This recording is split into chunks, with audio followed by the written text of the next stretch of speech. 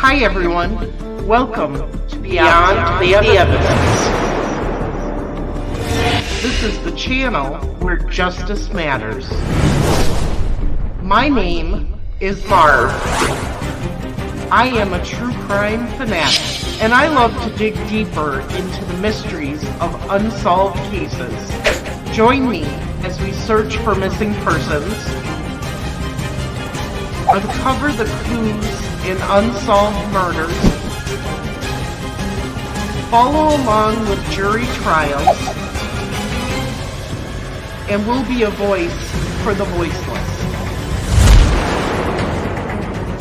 I'll share with you the facts, the theories, the clues, the evidence, and the controversies that surround these cases. This is Beyond the Evidence.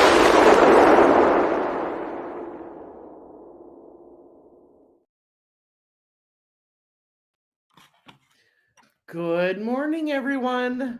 Back. It's going to be a busy day. We're going to try to get through the rest of the testimony today. So in this live stream, I am going to be reading the testimony, and I'm going to start out with Detective Brian Harshman. This is the testimony of Detective Brian Harshman, given at hearing on motion to suppress held July 31st, 2024. Welcome to all of those of you entering. We're going to get started today without any delays, and then we'll talk a little bit afterwards. Okay, direct examination of Detective Brian Harshman proceedings. Attorney Stacy Diener. The state would call Brian Harshman. Witness sworn. Questions by Ms. Diener. Question. Please state your full name and where you're employed. Answer. My name is Brian Harshman, and I'm employed with the Indiana State Police. Question. What is your rank or position? Answer. I'm a detective with the Indiana State Police. Question. And how long have you been employed? Answer. December 4th of this year will be 30 years. And question. And how many of those years have you spent as a detective? Answer. Approximately 17. During that time, have you investigated homicides? Answer. I've assisted in the investigation of homicides. Question. And how did you become involved in this particular case? Answer. In early 2020, I was assigned to the United States Marshals Great Lakes Southern Region Fugitive Task Force, which offered me opportunities to sort of pick and choose some of the things that I wanted to do. We primarily hunted, we looked for fugitives. But during that period of time, I had been talking to then First Sergeant Holman and had told him several times, hey, going on quite a while here, I'm sure you guys are burning the candle at both ends. I'm available if you could use any help. And he put me off for a few months. And then I asked him again sometime around maybe March 2020, and he agreed. And I kind of stepped in and started helping with the investigation at that point. Question. Now, once Mr. Allen was arrested and charged, did your role change? Answer. It did. Question. And what did it change to? Answer. Once he was arrested and detained, I began to monitor his communications from the facilities where he was housed. Sort of inadvertently appointed myself, I guess. The caretaker of the phone calls and some of the video footage, things that we were receiving from the Department of Corrections. When I talked to now Lieutenant Holman about it, it was it seemed like a smart thing to do to have one person concentrating on that, just due to the volume of the work that was involved in keeping up with everything. Question: in your law enforcement experience, is it not uncommon or maybe even routine to monitor calls using something like GTL that are being made by an offender while incarcerated? Answer: yes. I've used that numerous times during the course of my career. Question: so you were familiar with the process with regards to Mr. Allen at DOC, is that correct? Answer: correct. Question: how do you access the calls? Just to inform the court, how do you go about doing that? Answer: when Mr. Allen makes a call from the facility, I'm notified via text message that a call's been made, and it basically tells me what time and who and it shows me a number that the call was made to. At that point, then I can get on the website through GTL and I can pull the call. I can pull the call up, and then I can listen to the call, the content of the call. Question: when you began this task, did you start at the beginning, and have you made it to current date, or where do you stand on that?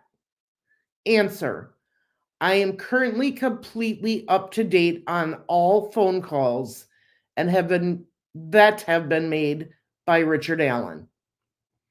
Question: and when Mr. Allen makes a phone call, are you documenting relevant information?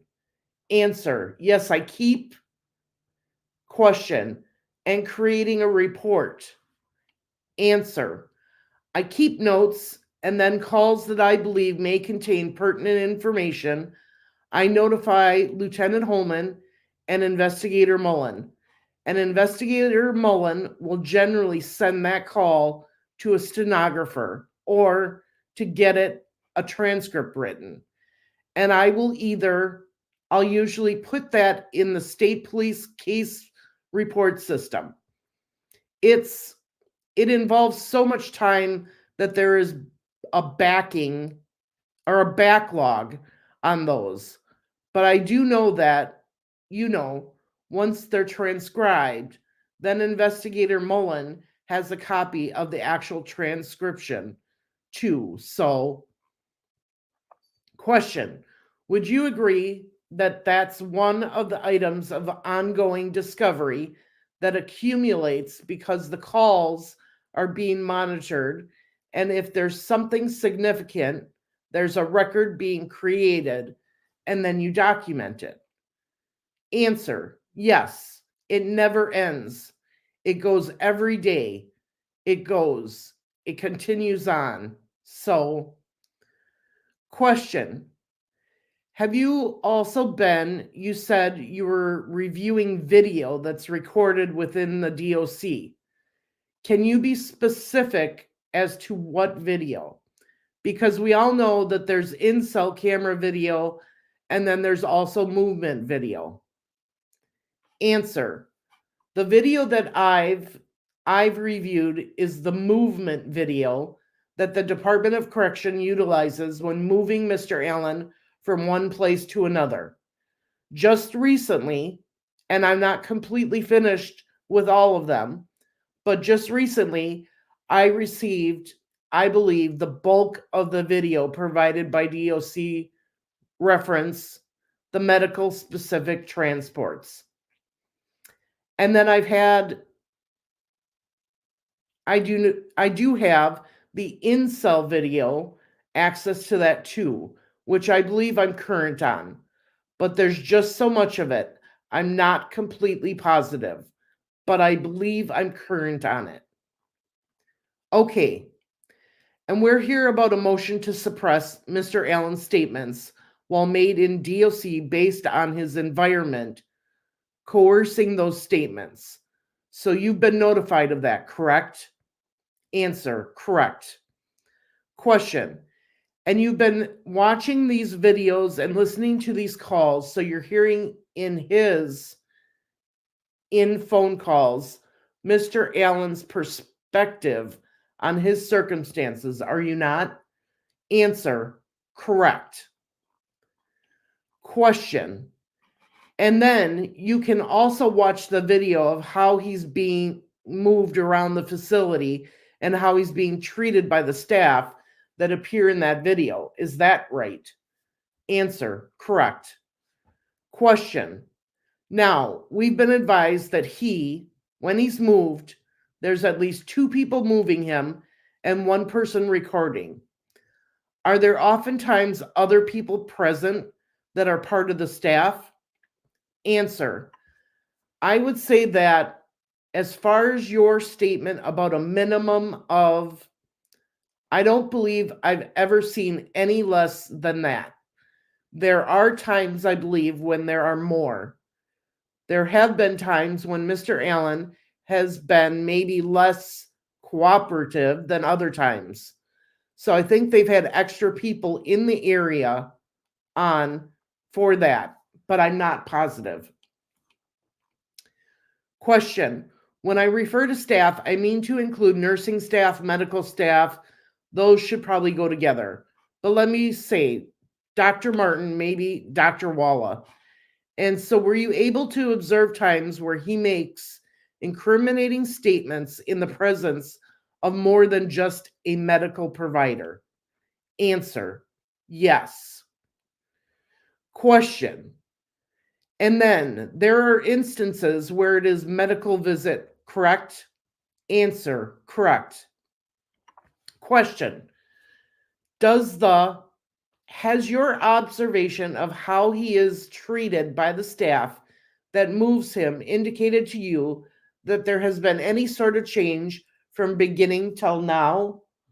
So I would say in Westville, we're talking about, so from December of 2022, from December of 22 to December of 23, when he was at Westville Correctional Facility, was the staff treating him with respect, and were they patient with him?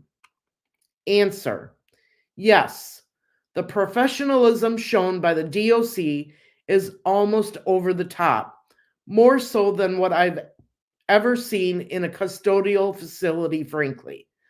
I believe that due to the nature of Mr. Allen, whether people were told or they just assume, I think that everybody knows that due care and professionalism, and also, these officers are not stupid. They're being videotaped the whole time. They've got a camera in their face, so they know. But yes, the patience and the professionalism from the DOC is sometimes unbelievable, given the circumstances that they deal with. Question. Even when he's in a state of being covered in feces and needs a shower, and they're taking care of that in a respectful way to the extent that they can under the circumstances? Answer, correct. Question. Okay, so there's little period of time where confessions are being made. You've been reviewing some of those, correct? Answer, correct. Question. So if they are a phone call to his wife or his mother, have you reviewed those? Answer, correct. Question. If they are during a movement within the jail while he's being recorded by what they would call transport staff, have you observed those? Answer, yes. Question. And some of those actually involve movement to a medical visit. Is that correct? Answer, yes, ma'am. Question. Okay. Is there any other category of observation you've been able to make with regard to confession statements? Answer, no. I believe just the telephone calls, the videos, and the movement videos, and then movement videos to medical, which again, I've seen most of, but I still have a few of those to go through. And then also noted that during this whole process, I've also been involved in what the suicide companion door sheets, the notes that were written there. So I would get with Investigator Mullen or Lieutenant Holman, and I would notify them, or they would notify me if they saw on the door sheets something that looked pertinent that was documented by either an inmate, suicide companion, or an officer. And as a result of those door sheets, then I did follow up and conduct numerous interviews with Department of DOC officers, reference their state or their statements that they recorded on those door sheets. Question. And then you prepared reports on those as well, and those would be part of discovery. Answer. That's correct. Reports were created and the interviews were also recorded. Question. Transcribed or answer? Yes, I know. Question. Not sure? Answer. I know that most of them are. I hate to say they all were so far. Question. Okay. Answer. But I believe so, yes. Question. So in reviewing this volume of information from a perspective of phone calls and videos and suicide companion sheets, did you observe any external factors that introduced themselves in April that coincide with Mr. Allen starting to confess? Answer. One of the things that I was able to note, and you got to kind of keep in mind, to date, I'm somewhere between 650 and 670 total phone calls made by Richard Allen while he's been detained. Breaking that down into hours, we're somewhere in the 150 to 170 hours of just phone calls, not including any video on anything else that I've watched. So the volume of calls is immense. So I feel I've been able to pattern his conversations and what's going on in his words just by the simple fact of the amount of time that I've spent listening to the conversations. And one of the things I noticed was early in March, Mr. Allen began to become involved in reading a Bible. And as such, he proclaimed numerous times that on March 21st, 2023, he found Jesus Christ and he found God. Some of those, the statement was followed up by some calls where Mr. Allen clearly believes that he made statements that, he may very likely not be. Okay, let me reread that. He may very likely not be with family again in this lifetime. He was concerned, and what he wanted to make sure is that when they were in heaven together, that when they went to heaven, he could go to heaven too. And it was interesting because that change of his demeanor really began to coincide with just several days later, the confession starting.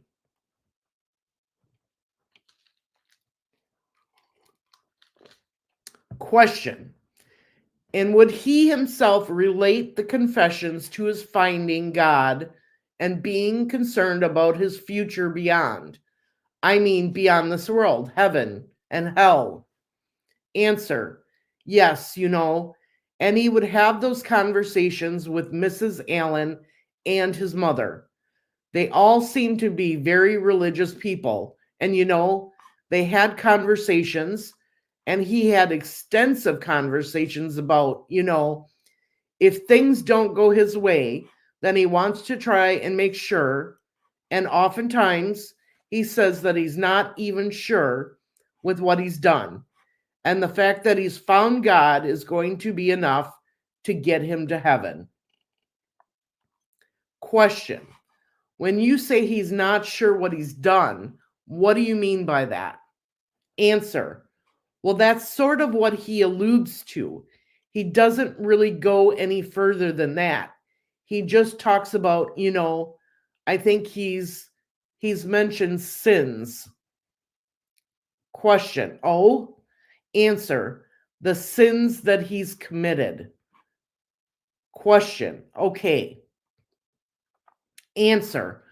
But nothing specific as to particular sin when he was talking about that. Question. But he doesn't talk about the crimes he's charged with in this case. Answer. Yes. Oh, yes. Question. Okay. And what does he talk about with them with specificity? Answer. Yes. Yes, he has confessed and he has talked about these crimes very specifically. Question. And are we talking about one time or multiple times? Answer. I tried to find a way to put it in a numerical sense because there are varying degrees of what I believe is, there's some confessions where it's just, I did this, and this. And then there are some where you sort of dance around the outside of it. But just direct confessions that I've been able to find, telephone calls, the videos, the door sheets, I'm 60 plus confessions at this point. And that's a conservative number without a doubt. Question. Okay. And in the ones that are more specific, does Mr. Allen include details that only a person involved in the crime would potentially know? Answer. I believe that's correct. Yes. Question. And does he ever talk about an obligation as a Christian to be honest and make things right? Answer. I don't recall that exact phrasing, so I'd be hesitant to say. I'm not sure. Question. Okay. Does he? How is his confessions to his family received in these calls? Answer. Generally, the first confessions were obviously Mrs. Allen and the mom were extremely upset. Rightfully so. I mean, it's difficult to listen to, his conversation with them about it because, that's their husband, their son. Clearly, it's an extremely difficult time for them. As the confessions went on, Janice, Richard's mother, would say, they're messing with you. They're messing with your mind. Kathy would kind of reiterate the same thing. Oftentimes, Kathy would tell him to stop talking. There's at least once, Mr. Allen was talking, and she said, stop talking. And something along the lines of, I'm going to call Brad. And the call ended. So I don't know whether it ended on her end or Mr. Allen's end. So initially, disbelief, shock, I would say, upset. And then as some of the confessions kind of went on over a period of time, it became a sort of change the subject. Stop talking about it. We're not talking about this. You don't know what you're saying. They're messing with your mind. That was kind of the direction it went after that.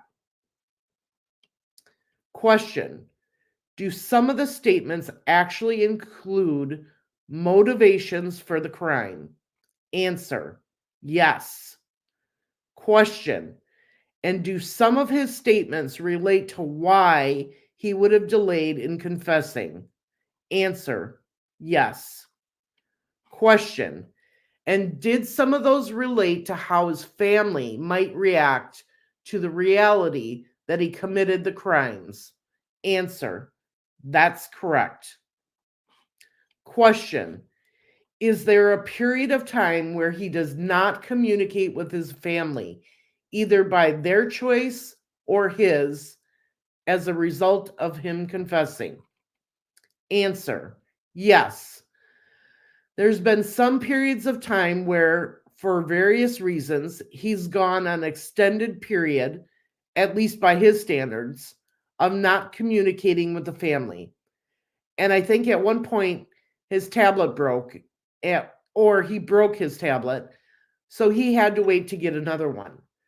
I think that he maybe had lost his communication privileges for a while for some incident that happened at the department. I don't know what that would have been, but other than that, he's pretty consistent in calling. Question, is it correct that he has a concern over whether his family will still love him if he committed these crimes? Answer, yeah. I would say that that's probably the biggest common concern that I hear is over and over again, no matter how this ends up, will you still love me? Will you still be there? Extremely concerned about what happens as a result of this trial. Question, you indicated recently that you reviewed or found a statement that you thought related to him having a conversation with Kathy about how this impacting her, and that he would contact the police to make a statement. Can you?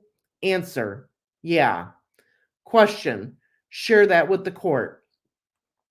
Answer, in November of, I think it might have been the second week of November in 2022, and this is early on in his incarceration. Or his detention. This is just weeks, probably. He makes the statement to Kathy that, if this becomes too much for you, just let me know. I'll talk to the detectives and tell them everything they want to know. So I'm going to reread that.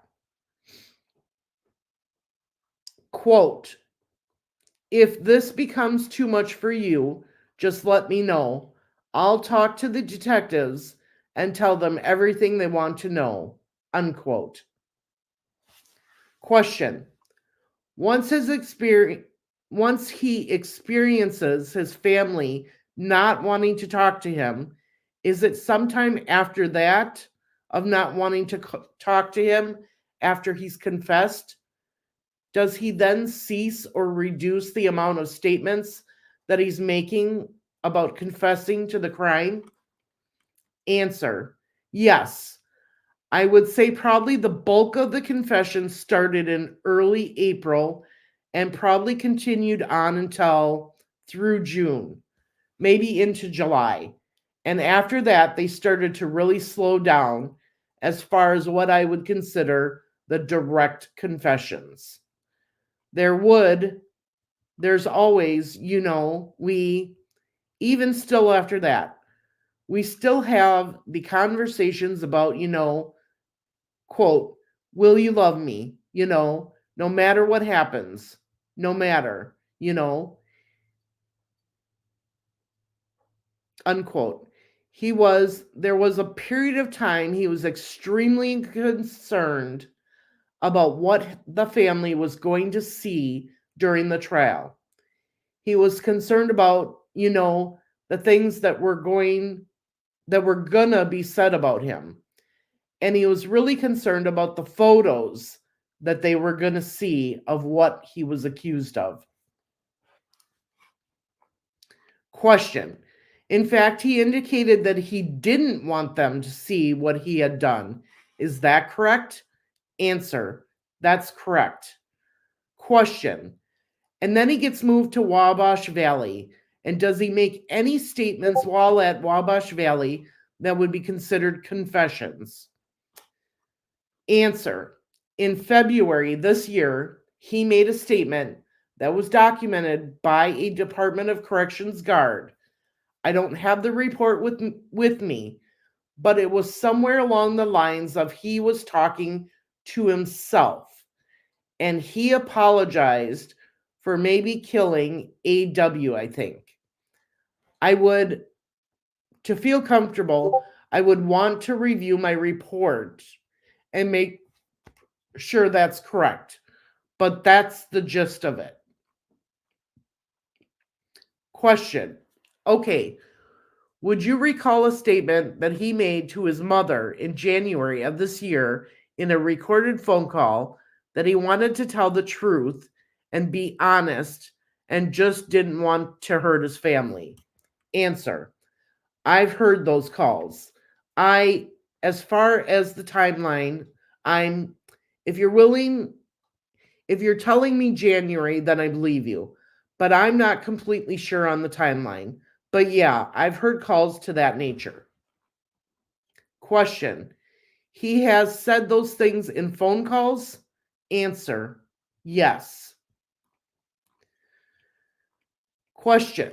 Okay, in your survey of all of this information that you described and in your interviews with officer companions that were logging his activities at Westville, did you ever learn any information that led you to believe that he was being coerced or induced to make incriminating statements?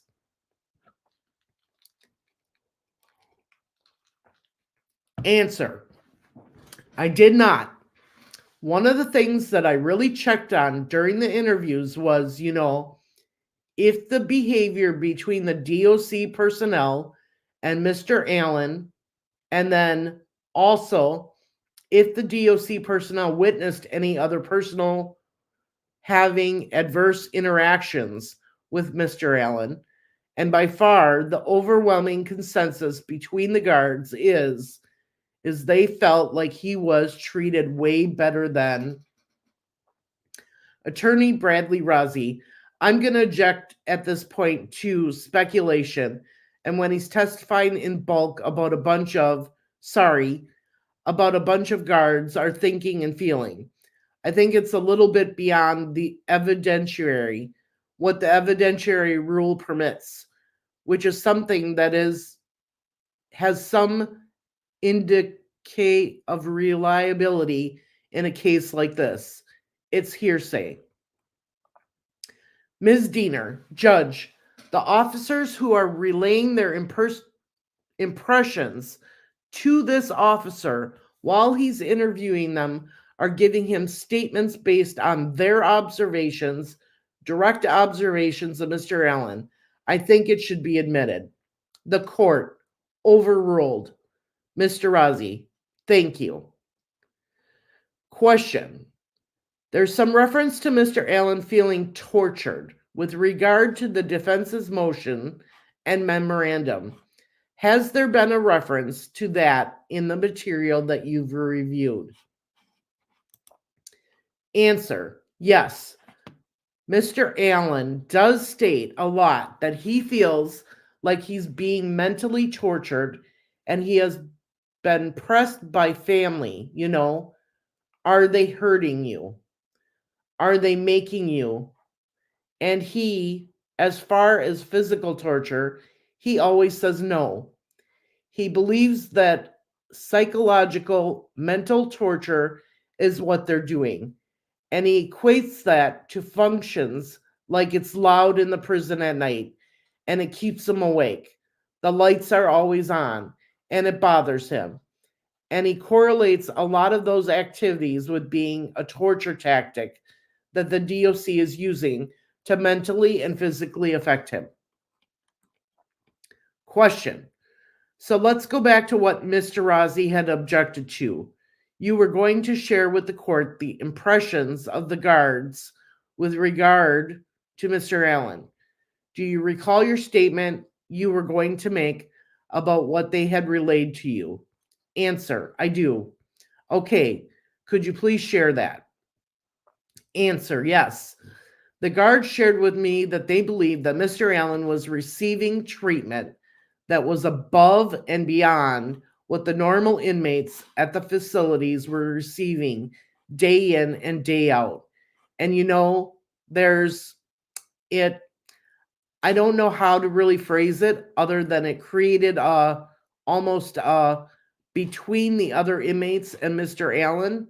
It creates it was noticeable enough that everybody, like on the range, would know that Mr. Allen was being treated different than the rest of them. Question, different in a better way? Answer, different in a better way, correct. Question, and did any of the officers that you interviewed relay their impressions that Mr. Allen was feigning or faking symptoms of psychosis to portray himself as crazy? Or answer, yeah. I would ask each and every one what they thought of the antics that Mr. Allen would portray. And without hesitation, Mr. Rossi, Judge, I'm going to object. Can I ask a preliminary question? The court, yes. Mr. Rossi, are you communicating what some offender told you about their impression about Mr. Allen's psychiatric state? Answer, no. I was making a statement on what a DOC officer told me he believed Mr. Allen was doing. Mr. Rossi, right, about the way he was acting, whether or not it was legitimate psychiatric issue or whether he was faking it, right? Answer, that's correct. Mr. Rossi, okay, I object. Again, we're getting a little far afield on the basic, hearsay admissibility rules. These people, these guards, have no qualifications to draw conclusions about psychiatric circumstances. In addition to the fact that it's hearsay, so I think this is beyond the I'm objecting for that reason. Ms. Diener, Judge, I'll rephrase the question to ask if officers relayed to him that they felt he was faking when he was acting out during April and May. I think that in a position of a corrections officer at a DOC facility, that they would be in a position to give a lay person's opinion about what they were observing. The court, well, but not sure as it relates to psychiatric symptoms. I would sustain the objection on that. Ms. Diener, I'll rephrase the question. Question, Officer Harsh or Detective Harshman, did you ask them questions about Mr. Allen's behavior not being consistent during the period of time that he was confessing?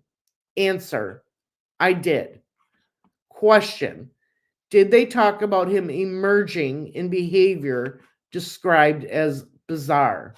Mr. Rossi, I'm going to object again. I'm not even sure who he's even talked about, like who these people are. She's just saying, did they, so they're not really any indication of who. Ms. Diener, officer companions. Mr. Rossi, who he's speaking with that's saying these things? The court, can you narrow it? Ms. Diener, yeah. Question, were there specific instances that you were interviewing a particular officer companion who documented a confession that coincided with behavior that would be considered bizarre? Answer, yes. Question, okay, and did the officer make any statements to you with regard to having an opinion about whether Mr. Allen was faking? Mr. Rossi, same objection. The court, overruled. Answer, yes, they believed he was faking. Question, And as you sit here today, you can't tell me specifically which officers told you that, correct? Because you don't have your notes in front of you. Answer, correct.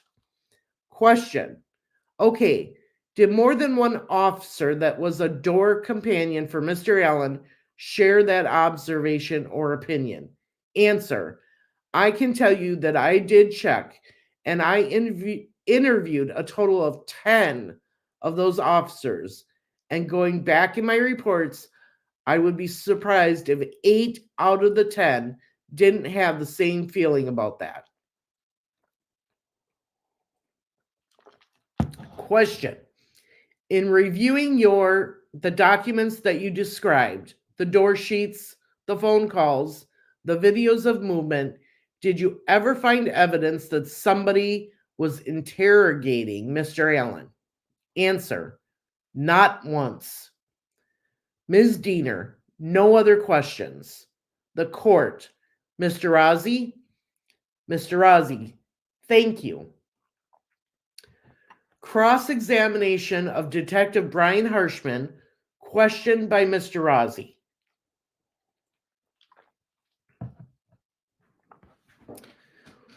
Question, were you able to watch some of the videos of the inmate companion sitting at his doorside? Answer, the videos that I had access to did not have any inmate companions in them. They were the videos that were used by the personnel during movements. Now, if there was a companion caught in the frame when they were moving him, I would see a companion. I did not have like a hallway view. I had a cell view. And then those views of the movements. So, question. You have no idea what the conversations were between the inmate companions and Mr. Allen, do you?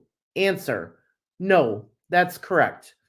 Question, so from the very beginning when Mr. Allen was incarcerated, there was a plan in place to monitor his communications at the prison, right? Answer, yeah. Question, and that plan involved getting in touch with GTL and getting access to those phone calls, right? Answer, correct. Question, and making arrangements with the DOC to obtain video, in-cell video, of Mr. Allen 24 hours a day, 7 days a week, right? Answer, that was outside of my lane. That wasn't my responsibility, but I did receive those after the fact. Yes. Question, that was part of your job, was to review all that as well.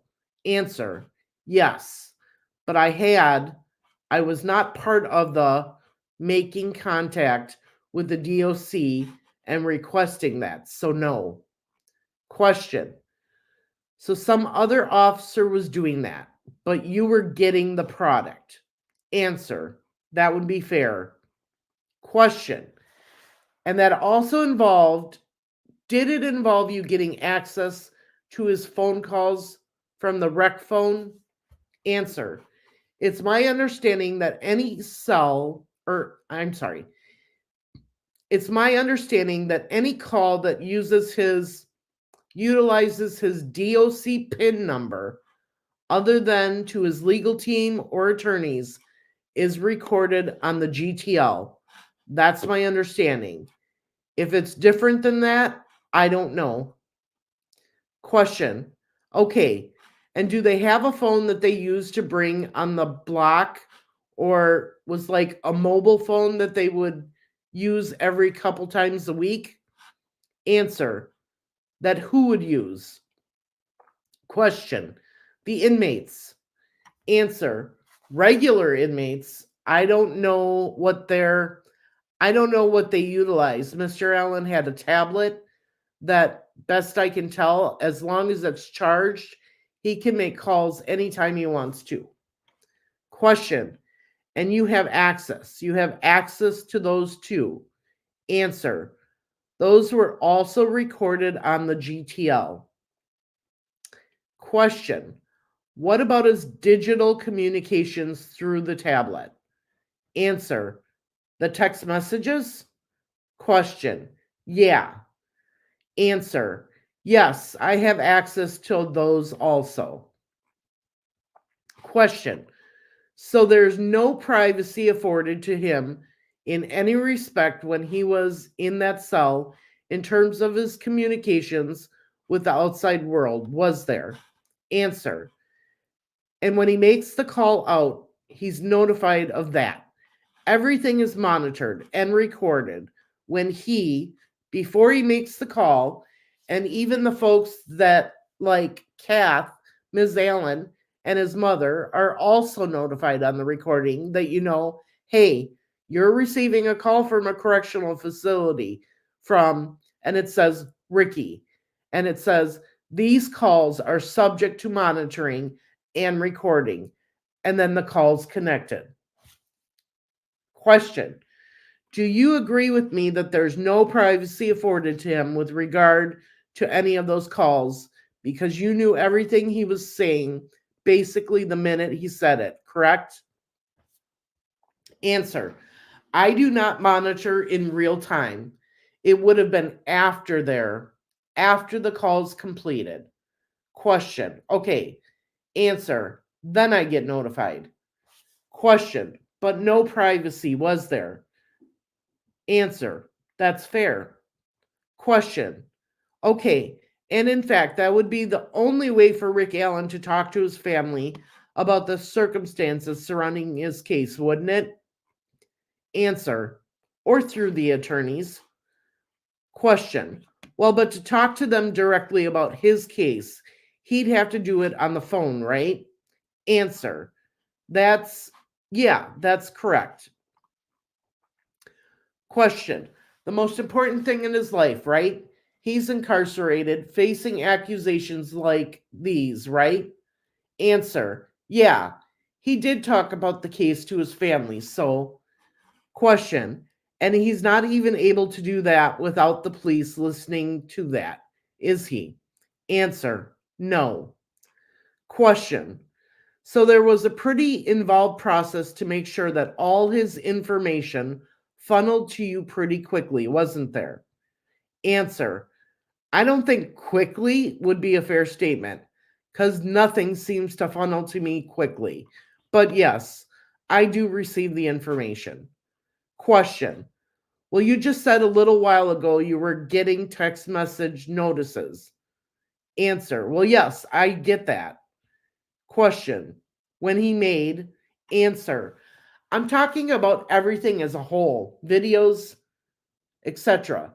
So if you're talking about the calls, yes, I am notified of the calls after he's completed a call. Question. You ever monitored another offender at the DOC like this? Answer. Yes, I have over the years, several. Question. Okay. Anybody that's been detained in the DOC awaiting trial for something they haven't been convicted of? Answer. No.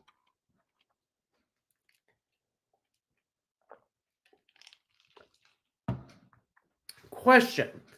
This is the first time you've been in a situation where you were surveilling someone in Rick Allen's circumstances. Answer. The only difference is because of the DOC. I mean, the county jails, yes, I monitor a county jail. Somebody who's waiting. Question. All right. Answer. Awaiting trial. Question. And you've never dealt with anybody up at the WCU, have you? Answer. Inmate wise? Question. Yeah, in the maximum security unit within Westville. Answer. No, not an inmate. No. Question. So when you're watching these videos of him in his cell, you're seeing everything that he's doing, aren't you? Answer. Correct. Question. If he goes to the bathroom, you get to watch, don't you? Answer. Not exactly what I want to do all day, But yes, I do see it. Question. I understand that, but that's just the reality of the environment he's living in, right? Answer. Yes. Question. The DOC officers, from a professionalism standpoint, have been over the top, you said. Answer. That's my opinion, yes. Question. Okay. You see the videos of the DOC officers with their Odin patches on their chest. Answer. I have not seen any Odin patches on anybody's chest. Question. And did you see the video? Strike that. Are you aware that there were officers up there with patches on their chests that said, I hate people? Question. No, I've never been aware of those patches. No. Question. Okay, did you see the video of him being transported in to get a haircut where the DOC officer realized that he had something on his chest and he ripped it off his chest, a patch? Answer. I remember a couple times for a haircut, I believe. I do not remember somebody ripping a patch off. No. Question. Did anybody amongst law enforcement communicate any of that to you? Answer. At one point, obviously, there was talk about somebody having patches at some point. Again, outside my lane. So it wasn't anything I was involved in. So I don't question. Well, you interviewed a bunch of guards, right? Answer. Yes. And as far as I know, none of them were involved in any of the patches. Question. Did you ask them? Answer. Yes. Question. Okay. So they all denied it, the ones you interviewed. Answer. Yeah, they denied it. Question. Not one of the guards that you interviewed mentioned that they had anything to do with these patches or the Odinism associated with that. Answer. Correct. None of them mentioned it.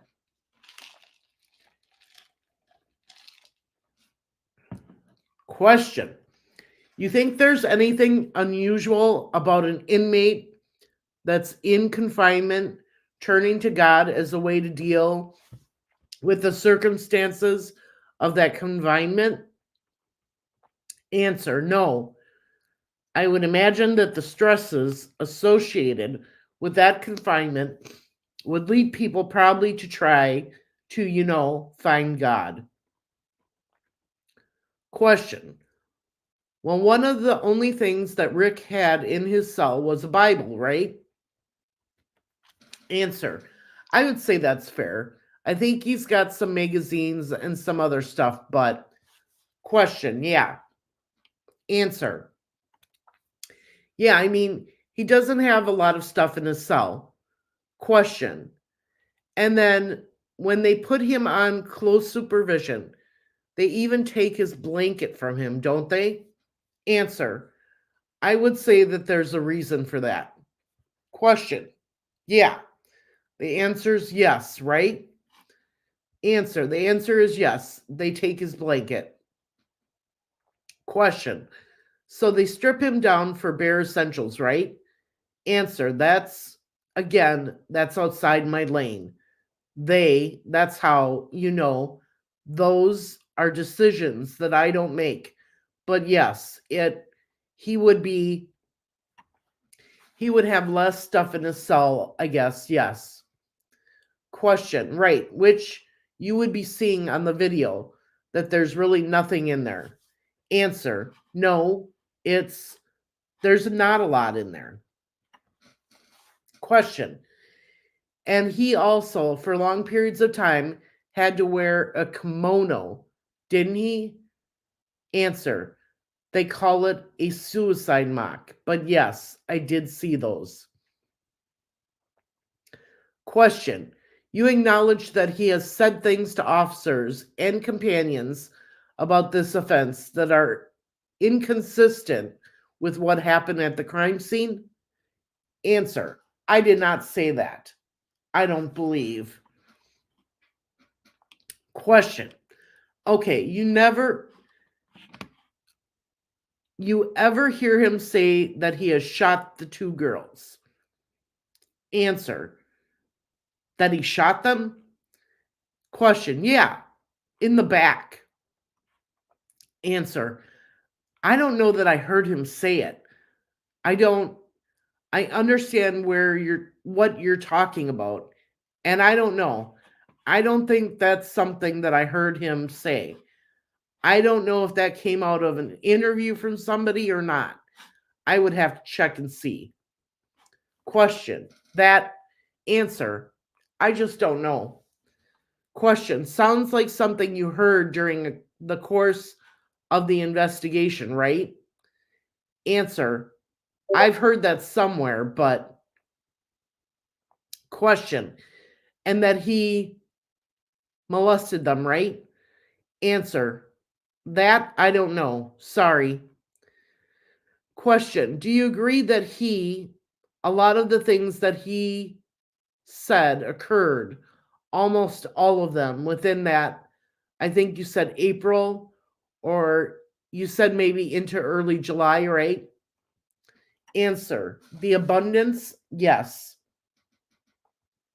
Question. And the majority of those statements are what I would consider, I'm going to use the phrase generic, where he's just saying, I killed AW, NLG, or I killed those girls, right? Ms. Diener, I object to the form of the question. Mr. Razi, it's cross-examination. The court overruled. Mr. Razi, thank you. Answer, yes, there are these statements along with others, yes. Question, did you hear him early on in his period of incarceration from November of 2022 through March of 2023 professing his innocence? Answer, yes, he has professed his innocence. Question, and did you hear him doing it again July, August, September, October, the end of his stay? Answer, the end of his stay at Westville? Question, well, the last, let's just say 5-6 months that he was there. Answer, it would vary. There are times where he professes his innocence, and then he'll follow it up with I don't know how to explain it, but it's not a direct confession, but it'll be, sometimes along the lines of an excuse for why he said what he said. So he will go back to it. But yes, I mean, he's confessed his guilt and he's tried to confess his innocence. Question. And is it accurate to say that one of the contexts in which these confessions came up is him referring back to what he told prison staff in April, May, and June? Like, does that come up often? Answer. That he talks about? I'm sorry, can you repeat the question? Question. Yeah, like he might say, well, they said I confessed. Like he might make a reference like that in a phone call. Is that something you heard fairly routinely? Answer, yes, but I don't consider that a confession. Question, right, but he's referencing these statements that occurred in April, May, and June, right? Answer, correct. Question, and that is part of the discussion, even into the more recent past, right? Phone calls? Answer, I'm sorry. I just want to make sure so Question. So he's saying those things were more recently in phone calls, right? Answer, yes. Question. Even since he's been at Wabash Valley? Answer. He says that. He goes back and talks about the time he made the confessions now? Question, right. He's making reference about the past and using the word confessed or confession, right? Answer. Well, he'll say, well, they say I confessed, if I confessed, then convict me and send me to jail so we can get this over with. He'll attribute things like that. He'll say, if I confessed, then whatever. They say I confessed, whatever. Question. Okay. Answer. So that's kind of how he reverts back, I guess, if that answers your question. Question. Thank you. November of 2022, you told Ms. Diener that he was suggesting to, I think it was Kathy, that if they want me to just if they want me to just do an interview with the police, I'll do that. Answer, yeah. Question, he was fine with that, right? Answer, yes. He made the statement, if this gets to be too much, go to the investigators and tell them I'll tell them. I'll talk to them and I'll tell them everything they want to know. Question, okay. Answer, and that was it. Question, what kind of chivalrous approach with his wife to this? I'll answer, he what? Question, he was taking a chivalrous approach to his wife with the situation, right? Answer, that's a good assumption. I don't know. I don't really know what his motivation was. But yeah, I would think that would be chivalrous on his end, if that was the purpose, I suppose. Question, and you don't have any training in the field of psychiatry, right? Answer, I do not. Question, so you don't have any opinion about the impact that this long-term solitary confinement would have on his mental state, do you? Answer, no, not based on an education or a degree, no. Mr. Razi, I don't have any further questions. The court, Ms. Diener, no other questions. The court, all right, thank you, detective. You may step down. This concludes the testimony of Detective Brian Harshman, given at hearing on motion to suppress, conducted July 31st, 2024, in this cause. Wow. So I'm going to go back and I want to take a look at everyone's comments.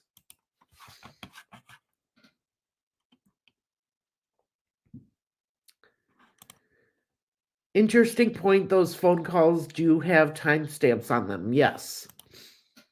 And he was under constant surveillance with no audio, so they could have matched up the date and timestamps. Can't even figure out where the hearts are on iPhone.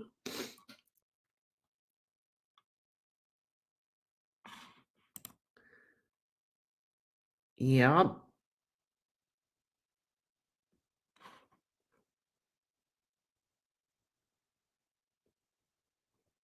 All right, let's see.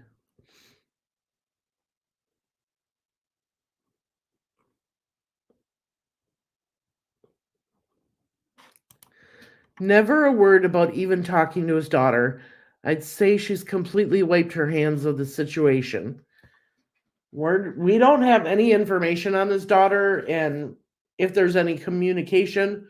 Doesn't sound like it. Sounds like it's becoming too much for him and he wants to tell the police what he knows. Yeah.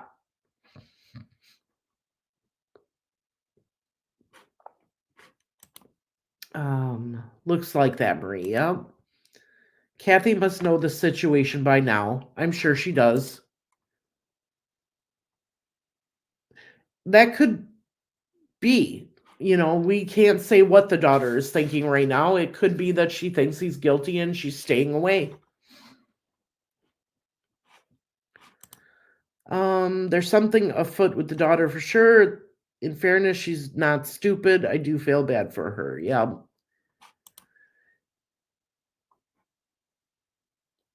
Yes, we heard that in yesterday's testimony that he could dim them.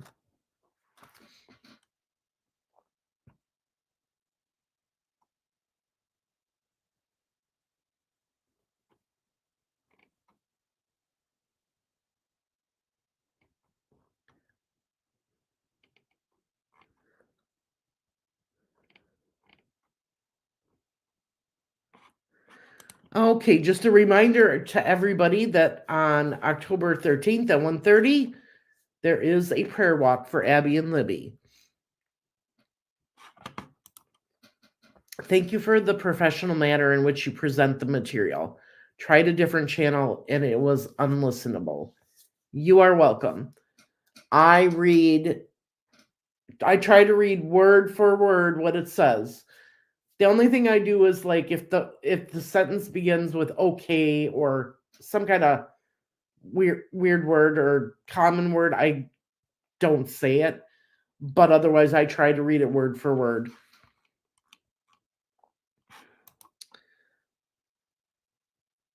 Thanks, Silas. All right, everybody. I have to run to the bathroom. So give me 2 or 3 minutes. And then we're going to come back and we're going to read the testimony of Major Patrick Cicero. It's 40 pages. So we're going to knock this out along with what we just did. And then I'm going to turn around and I'm going to create a new live stream and we're going to do Pearl Nutter. And I'm going to do that one all by itself because that one's fairly long. So give me a few minutes, talk amongst yourselves, go get coffee, juice, a bagel, something. I'll be back in just a couple minutes.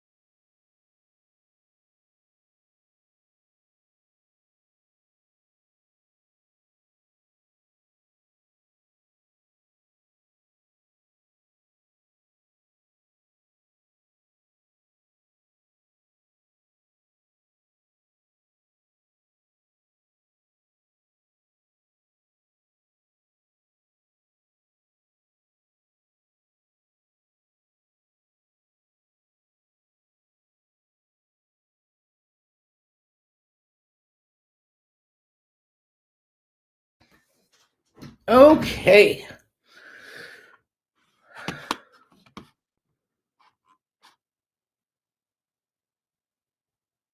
I am back.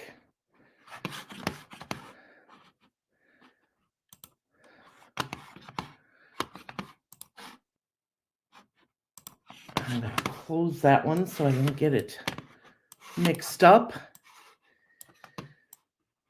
And we are going to start with, or we're going to finish this live with the testimony of Major Patrick Cicero given at hearings on motion in limine held August 1st, 2024.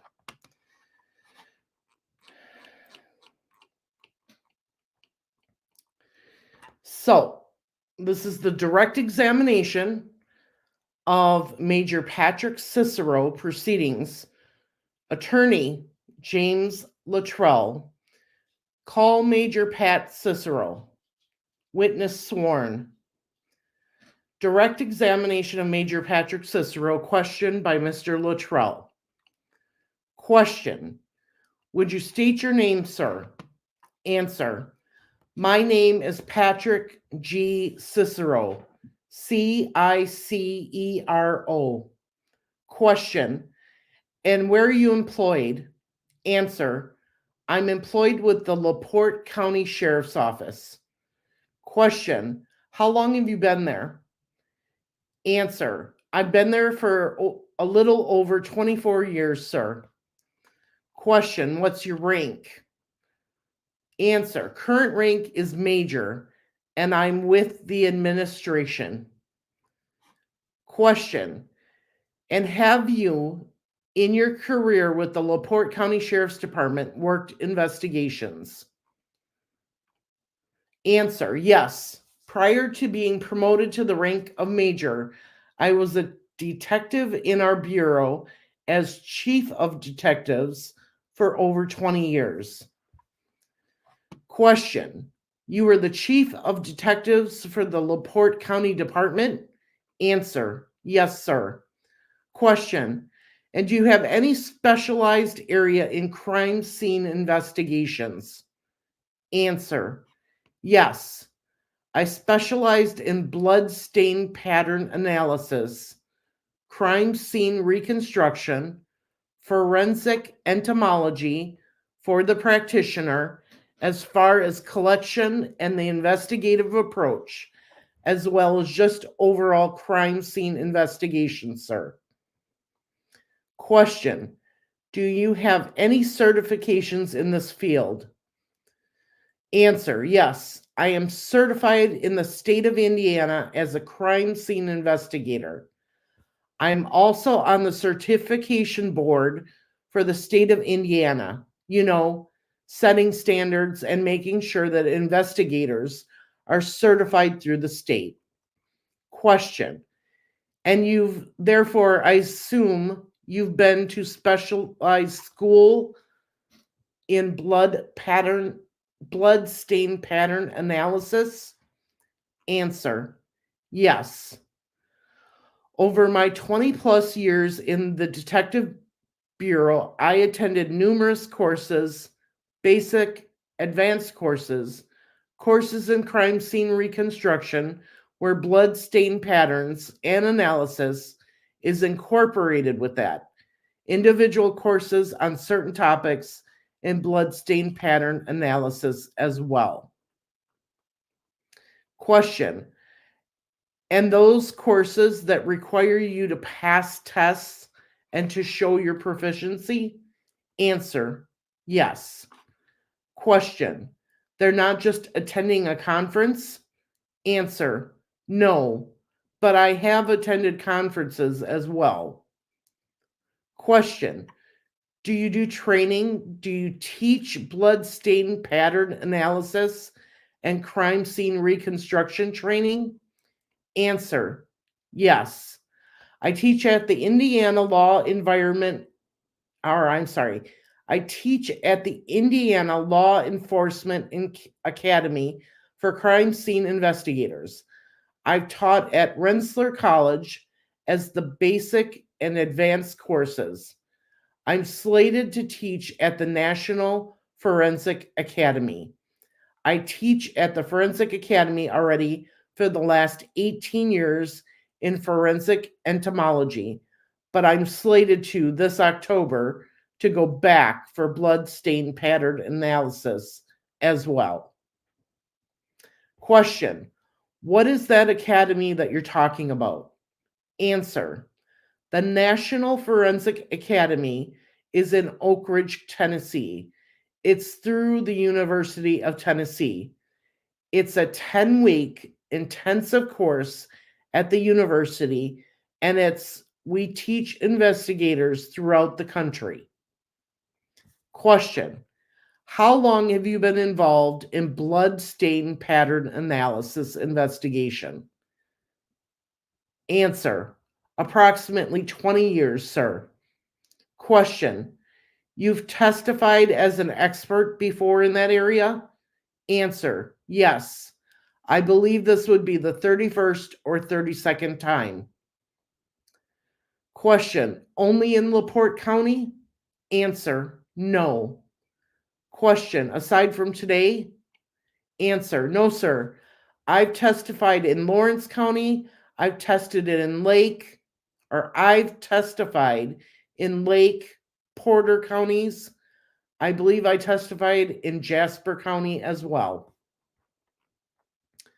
Question: it's late and we're all a little tired, but would you give us a brief explanation of what blood stain pattern interpretation is?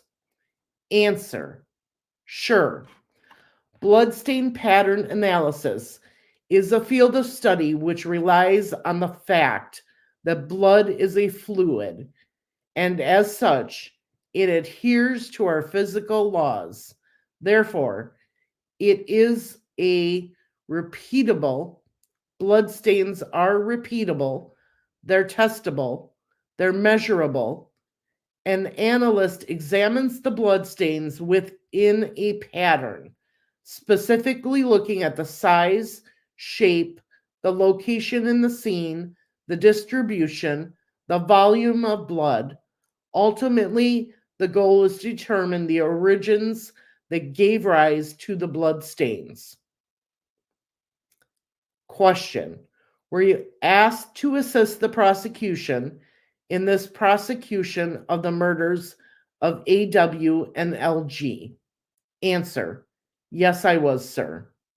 Question: and when were you asked? Answer: February 12th, 2024. Question: and you and I first had a conversation about that time.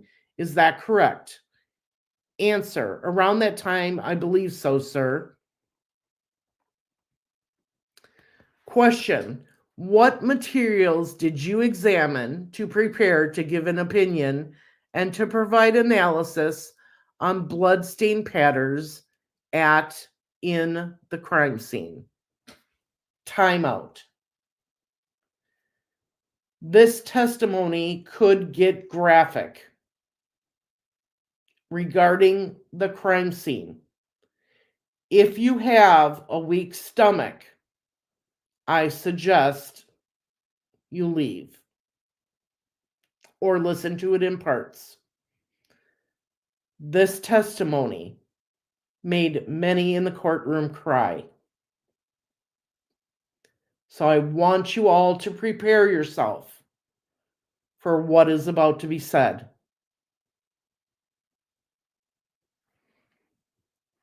Okay. Question: what materials did you examine to prepare to give an opinion and to provide analysis on blood-stained patterns in the crime scene? Answer: I received files, electronic files, of many individual files of photographs from, I believe, 5 or 6 different officers, investigators. I received lab reports. I received the post-mortem exam reports. Diagrams associated with the case. Question. Showing you 8 photographs. I'm going to ask if you recognize these and if these would be photographs that you relied upon in your examination. They're for the record, it's exhibits 30 through 37. Answer. Yes, sir. I recognize these photographs. Question. And were these photographs provided to you when you requested a number of photographs in the case? Answer. Yes. Question. Did you receive a lot more than these 8 photographs? Answer. Yes, sir. Many files of photographs. Question. And you said you reviewed both crime scene photographs as well as photographs of the autopsies. Answer. Yes. Question. And the various reports related to the crime scene and the autopsies, is that correct? Answer. That is correct, sir. Mr. Luttrell, only asking that they be kept under seal, but under that condition, I would ask that 30 through 37 be admitted into evidence. States exhibits 30 through 37 offered. Attorney Jennifer Auger, no objection. The court, all right, without objection, 30 through 37 are admitted and will be marked as confidential and sealed. States exhibit 30 through 37 admitted. Mr. Luttrell, to assist the court, inaudible. The court, okay.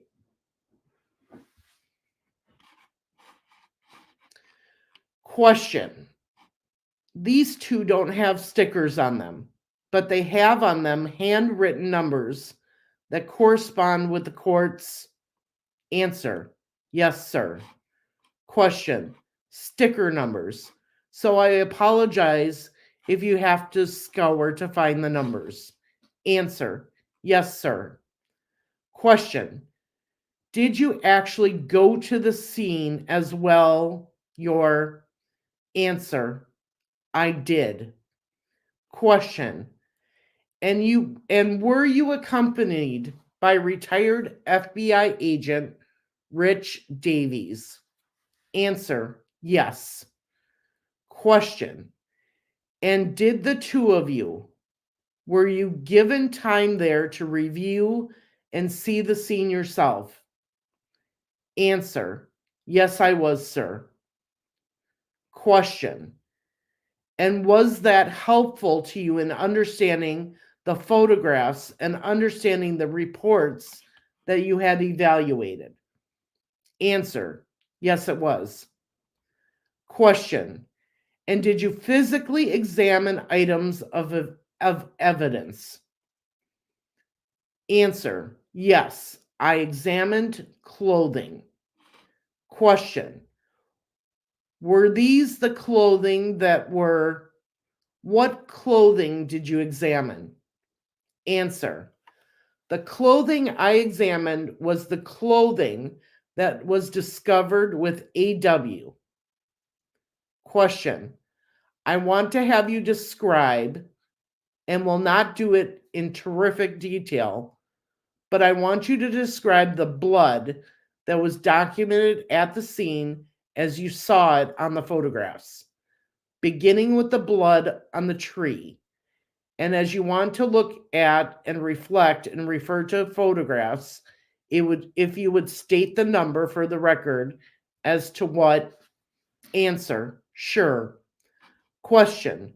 If you want to begin by what is Exhibit 30, and what does that show us?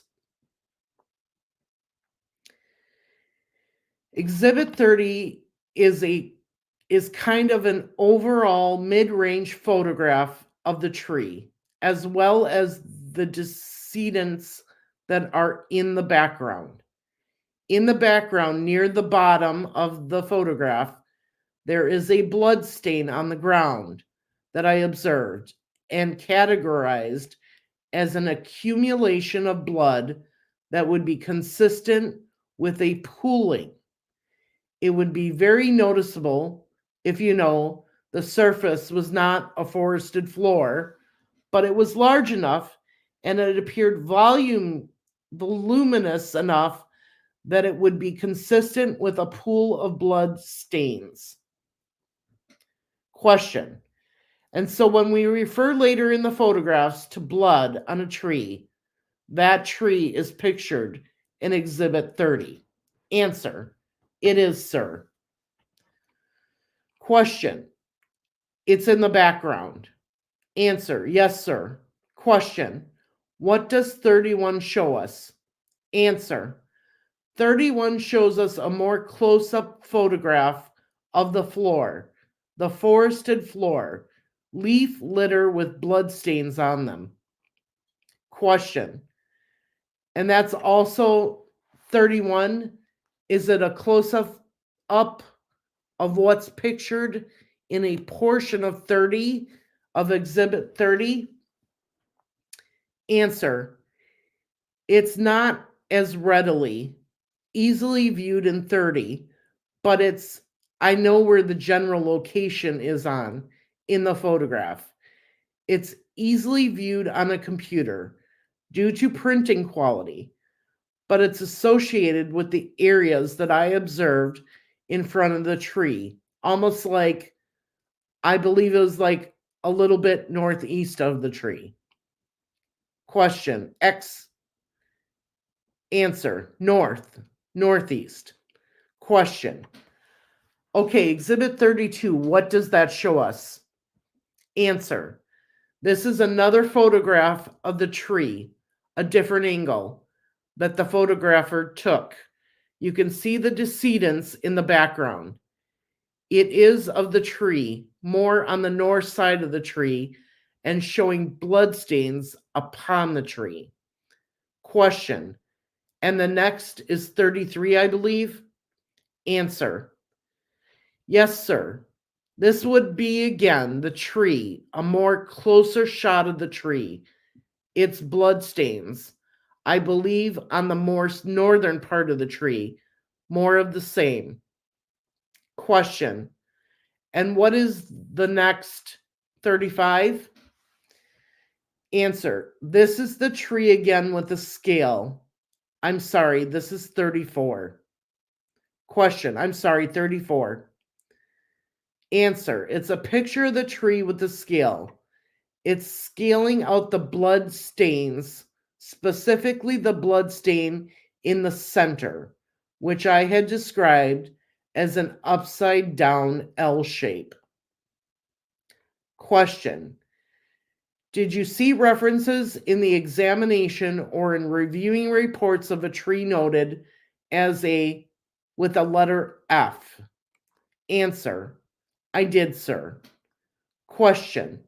See any reference to that in the materials you reviewed? Answer. Yes, sir. Question. And we'll get to why in a moment, but does that appear to you to be a symbol F on the tree? Answer. No. It appears like an upside down L to me. Question. In terms of its configuration? Answer. Yes. Question. What's the next photograph? What number is it and which? Answer. That would be photograph 35.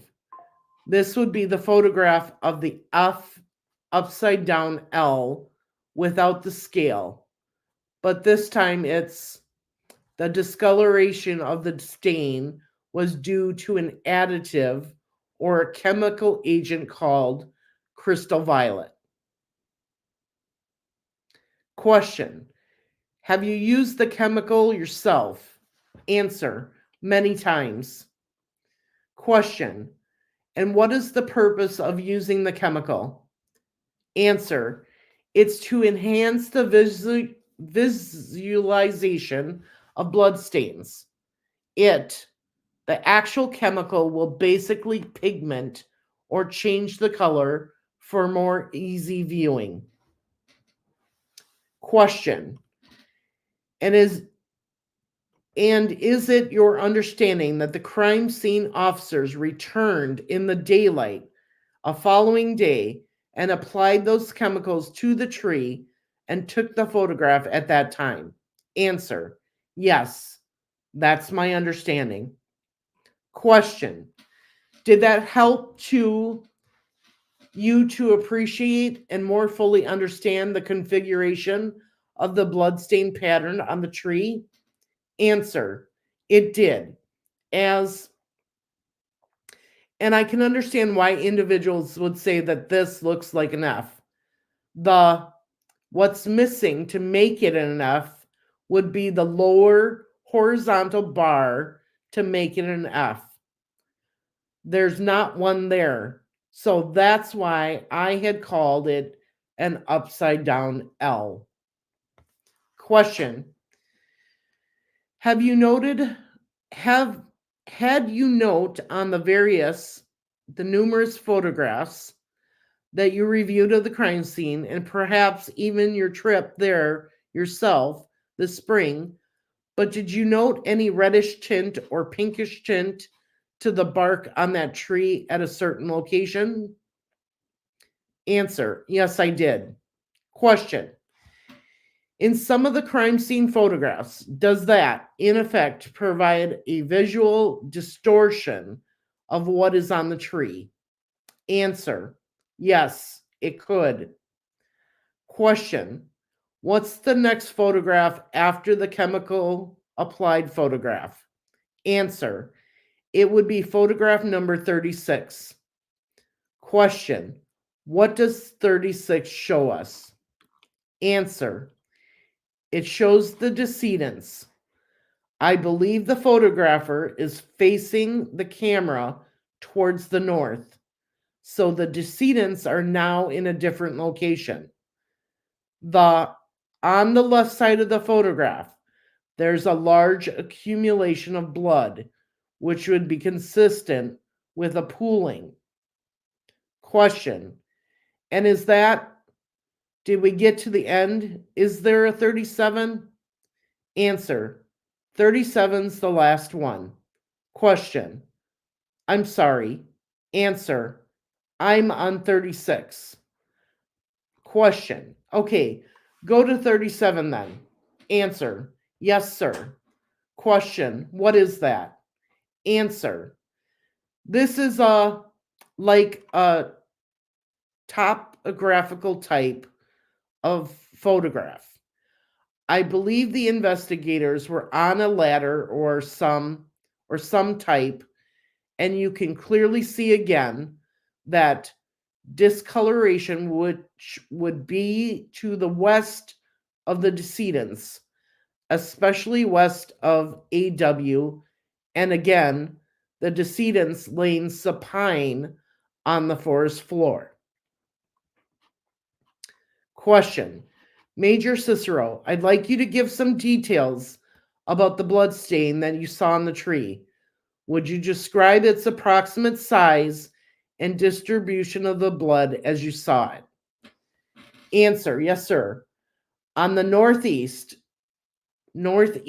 part of the tree, where the symbol, again, I had described as an upside down L, we'll focus on that area. The overall pattern was, I believe, like 3.4 by 7 inches approximately.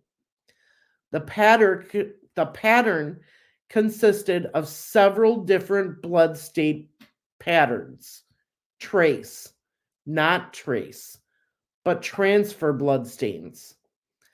I observed approximately 6 individual splatters and then more on the upper left portion of the area of the pattern. Again, transfer stains to the left of the upside down L, of course, and the L are all consistent with transfer. Question. What do you mean by transfer? Answer. Transfer is the definition for the terminology is a bloody object that comes in contact with another object and transferring the blood over. Question, and I believe the court is well aware of some of these terms, but would you distinguish for us what you mean by splatter versus the other transfer that you saw? Answer, splatter consists of individual droplets of blood that had energy was applied to blood to break it up. And then the target surface, being the tree, had impacted with the tree, and that is splatter. Usually, splatter is in the realm of 1 to 4 millimeters in size. In this case, the sizes were 1 to 3. If I remember correctly, approximately 1 to 3 millimeters in size. Also, one other additional pattern that's referred to as flow was also observed in the vertical portion of the L, the upside down L, whereas there was a voluminous amount of blood to create flow from gravity that was after the transfer was made. Question, there was blood at the base of that tree or near the base of that tree? Answer, yes. In my analysis, I defined or identified 3 areas of blood stains. Of course, I just described the one on the northeastern portion of the tree. One more north, or basically to the right, approximately 4 feet from the base of the tree. I observed more transfer stains. As a matter of fact, those transfer stains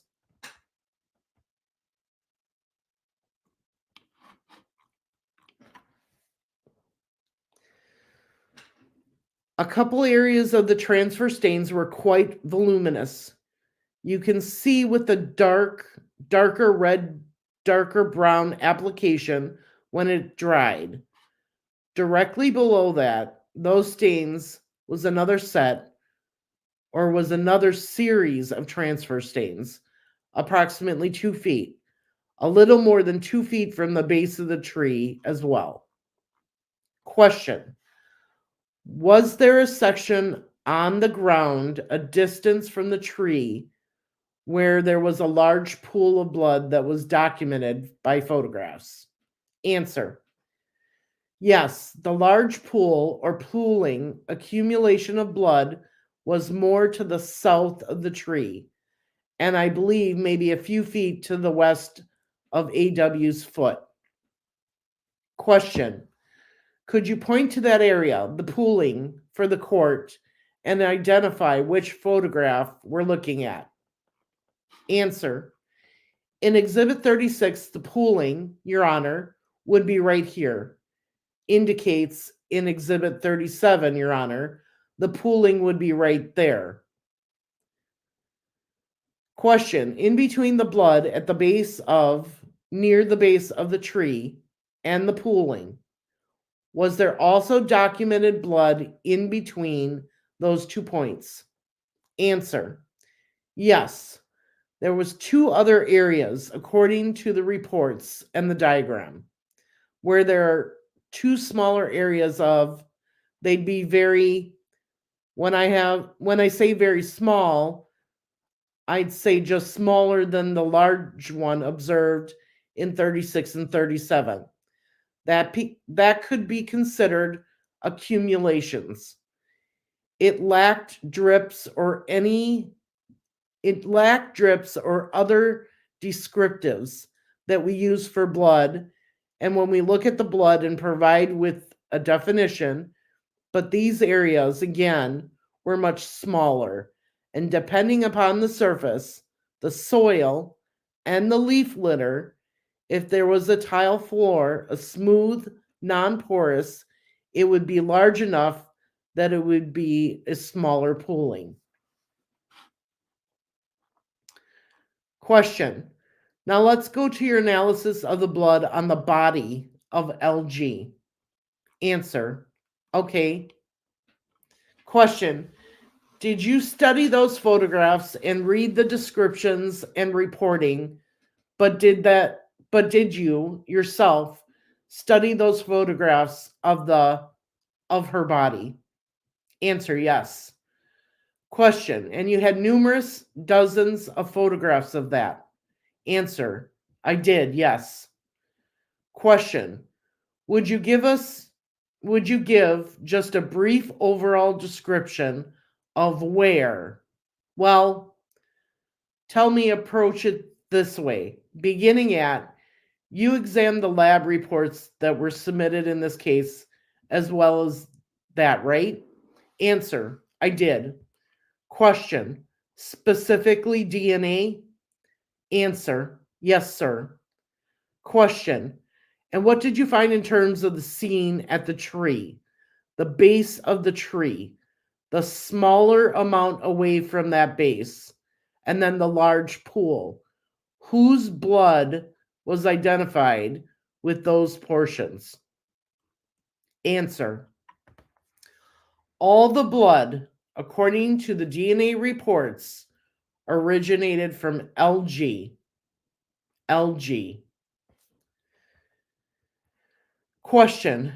And the only blood identified as AW's blood was right there, either on her body or very adjacent to it. Answer.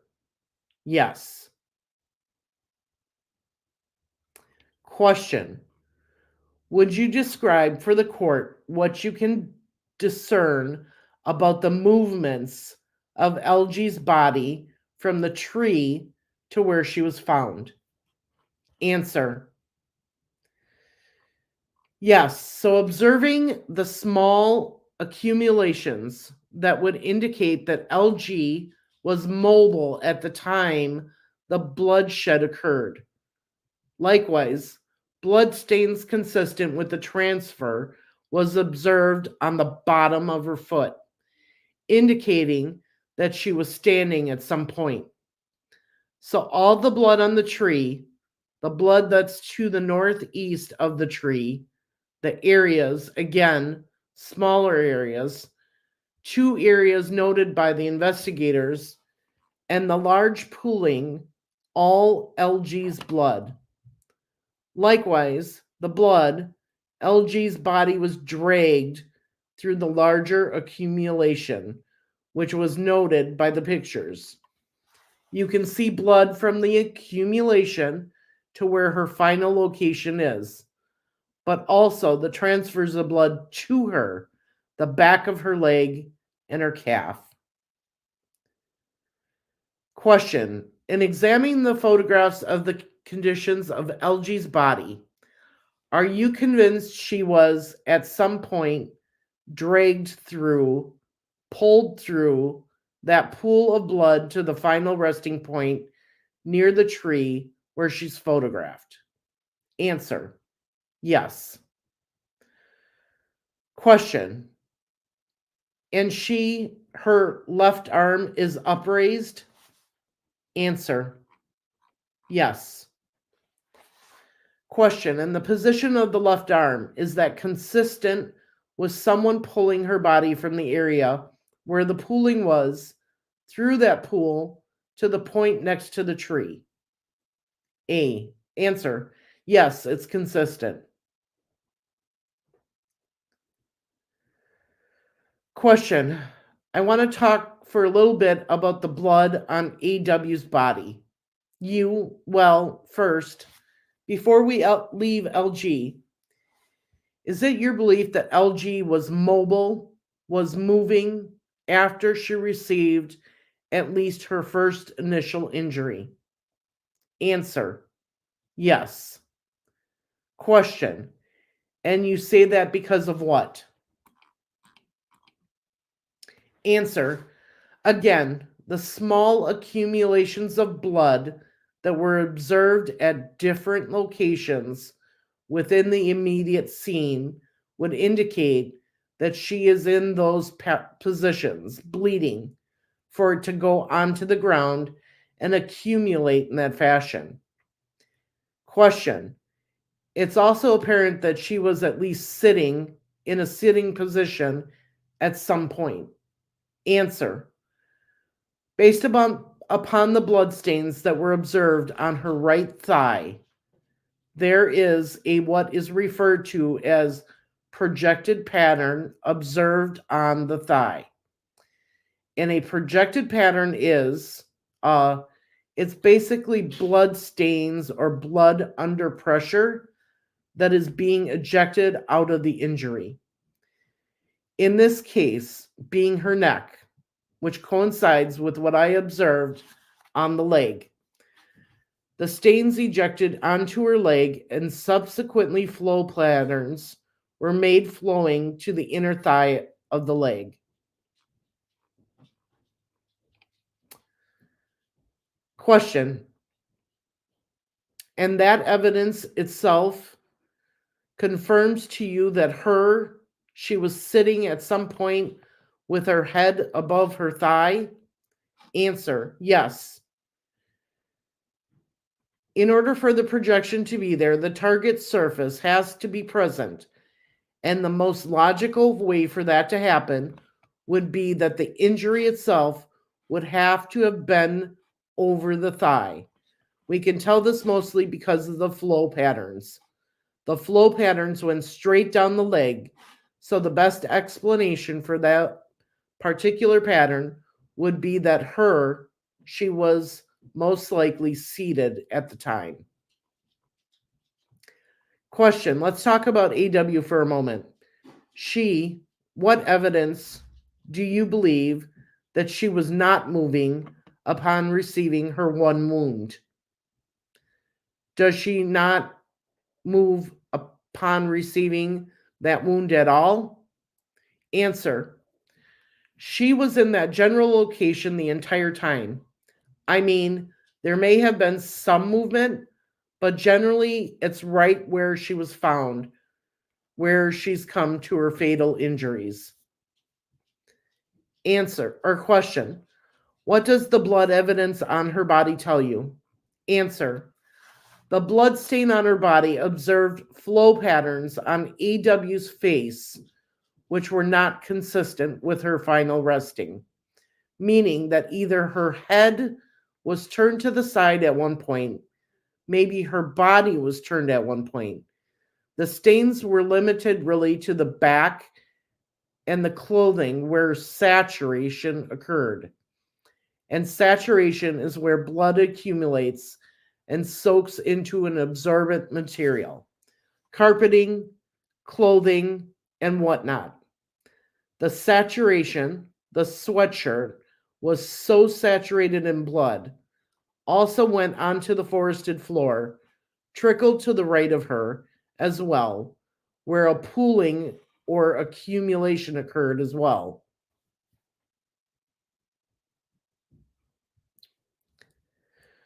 Question. So the most movement of her upper torso and head were from maybe, let me ask it this way. The only movement from her body that you could discern from the blood would have been a movement of her head from one side to another. Answer. Potentially yes. Maybe her upper body was lifted at one point to create the flow that went over her chin. Because our bodies can articulate so much. I can't, say exactly what occurred. But again, blood is a fluid. Fluids will flow towards the least resistance. And based upon the flow pattern, upon her face and chin, it was consistent with some movement. Question. LG had significant amount of blood on her. Both hands, correct? Answer. Yes. Question. Given how many violent crime scenes, let me put it this way. How many death scenes have you been to in an investigative capacity? Answer. Hundreds, sir. I don't know. It's been 20 plus years. I've been an officer for 28 years, and I've been to many death scenes.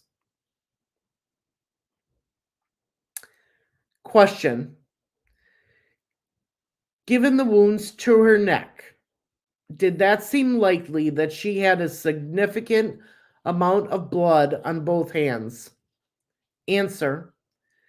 Absolutely, especially the injuries and the internal portion being that both carotid arteries and the jugular vein. We're talking about LG, correct? Question, yes. Answer. The both carotid arteries and the jugular vein were compromised. There would be massive blood loss as a result of that. Question, what about the hands? Have you learned in your investigation about injuries and to the neck and hands? Answer, yeah, I believe it's a natural reaction, and you're going to be putting your hands in that blood, touching portions of your body that is now being blood soaked as well. You know, the fact that we know that LG was mobile, blood is flowing down her shoulders, her neck. It would be very logical that she's touching those areas as well. And she had a voluminous amount of blood on her arms and her hands as well, so that would coincide with that. Question, but AW did not, did she? Answer, AW did not have any blood on her hands, nor did she have any blood on the sleeves of the sweatshirt, the dark colored sweatshirt she was wearing. Question, in terms of there's been some testimony, some documentation in this case referencing whether AW was redressed after receiving injuries. Can you tell the court what your opinion is about whether or not, in terms of the clothing she was wearing when found, a large dark sweatshirt, a tank top, the gray sports bra, the black bra, were those items on her at the time that she received her injuries? Answer, yes. Question, and how could you say that? Answer, so based upon several factors, in examining the clothing, examining the photographs, there were heavy saturations to the clothing. You could see mostly on the back and the shoulders and the neckline. And this is just the outer hoodie sweatshirt that she was wearing. In reviewing her torso, her pink sleeveless shirt, it was a gray colored sports brassiere and a black colored sports brassiere. I'm sorry, just a regular brassiere. There was no blood located on any one of those things other than the neckline or the shoulders. To the best explanation is that she's wearing it at the time. If she was dressed after the fact, we would expect to see a lot of blood transferred to the portions of the lower portions of the shirt, the sports brassiere, the brassiere, and especially her abdomen as she's being dressed.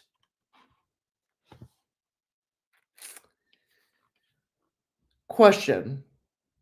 There, the sticks and limbs that were near or on the bodies.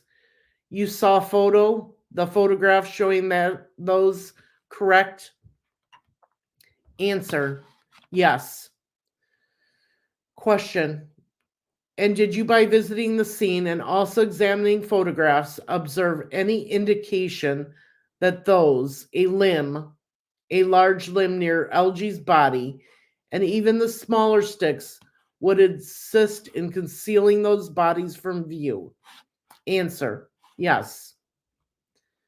Question, if someone were looking from across the creek towards the direction where the girls were found, would those sticks and that large limb assist in concealing the body from someone looking in that direction. Miss OJ, objection, Your Honor. This says answer. It's okay. Miss OJ, Major Cicero, right? Answer. Yeah, it's fine. Mr. OJ, is an expert in blood spatter analysis what someone may or may not have seen across the creek would be beyond his area of expertise? The court. Mr. Luttrell. Mr. Luttrell, he visited the scene, Your Honor.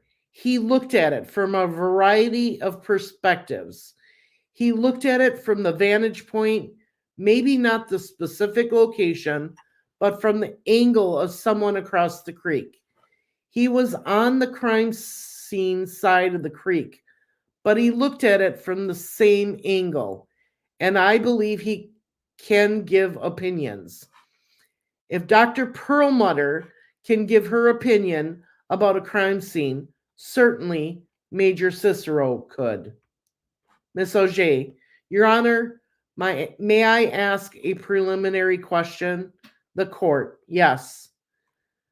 Miss Auger, Major Cicero, you were never at the location where the bodies were found on February 13th, 2017, correct? Answer, that is correct, ma'am. Miss Auger,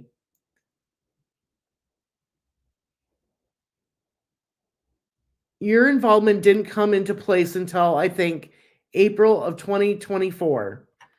Answer, February 2024. I was at the crime scene in April. Yes, ma'am. Miss Auger, okay, thank you. And so you were never in a position to see what you could or couldn't see with leaves on or off the trees or anything like that, or differences in topography or anything like that in the 7 years between the crime or between the time the girls were killed and the time you went to the scene. Answer, correct. Ms. Auger, Your Honor, I think this would be complete speculation. We would object. The court. Anything else? Mr. Luttrell, it's not speculation at all, but I can ask further questions that may clear up the matter. The court. Please do. Question. You observed dozens and dozens of photographs taken from various locations by the crime scene techs showing from various distances the scene as it existed before the bodies were moved. Is that right? Answer. That is correct. Question. And did you see from the benefit of those photographs and from your own visit to the scene to give it that further context? Did you see any advantage or any effect to cover up or make it more difficult to see the bodies from those sticks and limbs that were present? Answer, yes. Ms. OJ, Your Honor. Answer, oh. Ms. OJ, I would just renew my objection. I'm sorry, Major. Answer, that's okay. I was waiting for you. Ms. OJ, it's his fault. The court overruled. I'll give you some latitude. Answer. Yes, my observations in April as it pertains to topography, foliage from, leaves. There were no leaves that I observed on the trees.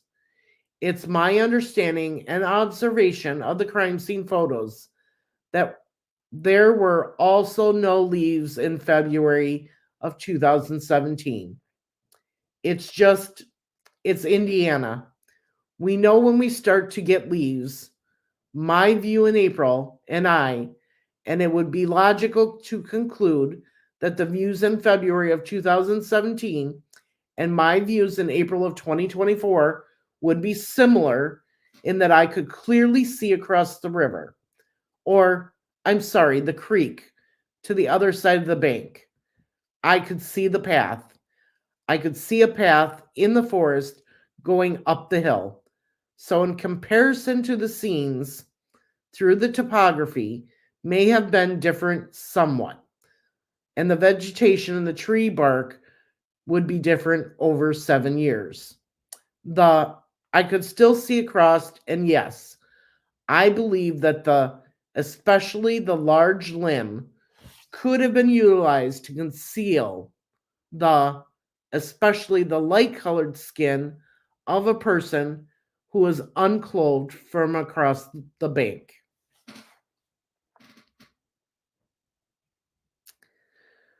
Question, Major Cicero, did you take the photographs that you've shown, plus the dozens and dozens of other photographs, and the reporting by the crime scene investigators, the measurements they took, and I'm talking now specifically about the blood on the tree, and conduct an experiment yourself on testing a hypothesis about how the blood was applied to the tree? Answer, yes. Question, and this is what we'll wrap up with here. Would you describe for the court what the results of your experiment was? Answer, yes. The results of my experience. Ms. OJ, Your Honor, may I ask a preliminary question? The court, yes. Ms. OJ, Major Cicero, the experiment you conducted, I believe you drew some of your own blood? Answer, yes. Ms. OJ, okay, you probably didn't do it. I think one of your friends? Answer, yeah, we had a law enforcement phlebotomist draw my blood, so we used my blood for the experiment. Ms. OJ, and you put it in some containers? Answer, we had numerous vacutainers that they were, put into. Ms. OJ, and you put your blood in the vacutainers? Was there any kind of anticoagulant or anything in those containers? Answer, no. Ms. OJ, no? It was just your blood? Answer, it was just my blood. I made sure that there was no anticoagulants. Ms. OJ, okay, and do you know how your blood compares to the blood of LG or AW? Answer, I do not. Ms. OJ, in terms of coagulation or type or anything like that? Answer, no. Ms. OJ, did you take any medication, or did you when at the time you were drawing your blood? Answer, I am on medications, yes ma'am. Ms. OJ, I'm trying to be. Answer, I understand. Ms. OJ, plight, you understand where I'm going with this. Answer, I take supplements and I do have medication for hypertension. Ms. OJ, for hyper? Answer, hypertension. Ms. OJ, hypertension, okay. And do you know how your medication for the hypertension affects the coagulability? That's a terrible word. But you know what I'm saying, right? Of your blood? Answer, it does not. Ms. OJ, okay, I have no other questions. Thank you. Question, have you conducted experiments as a blood stain pattern analysis expert in the past? Answer, many. Question, and have you used your own blood or the blood of a colleague in order to do that those experiments? Answer, primarily we use animal blood in experiments. I had used my blood before. We need blood right away to do the experiment because of time restraints. But blood we have, through studies, we have shown that blood still reacts in a predictable manner, regardless of what kind of blood it is. Blood has a certain viscosity, surface tension, cohesion, and again, it adheres to our physical laws. Whether it's my blood or the blood of another, it will adhere. It will do the same. It will react the same to energy and forces applied to it. Question.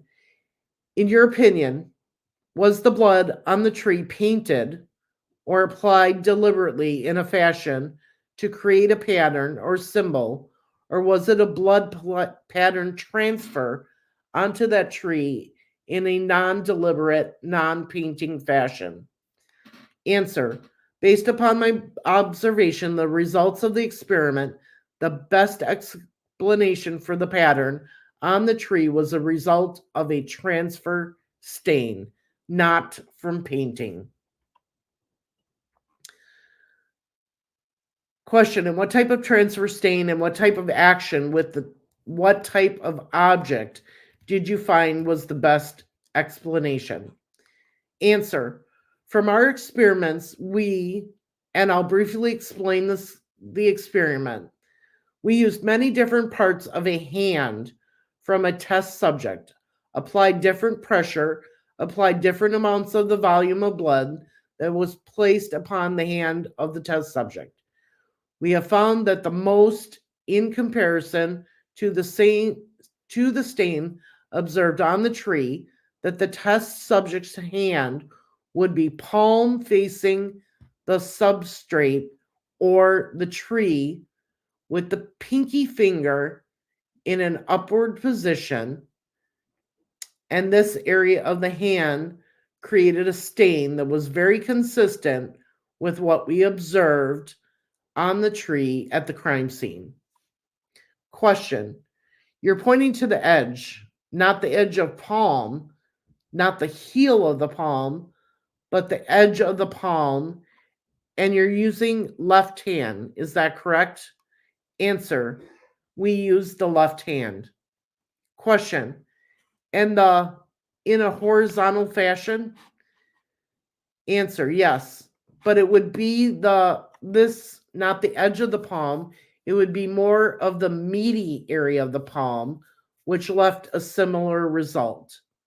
Question. And how tall was the test subject that you used? Answer. She was 5 feet 4 inches, similar to the decedent. Question. Similar to LG's height? You did that intentionally? Answer. Yes. Question. And did you try painting blood on the tree? Answer. Yes. Yes, I did.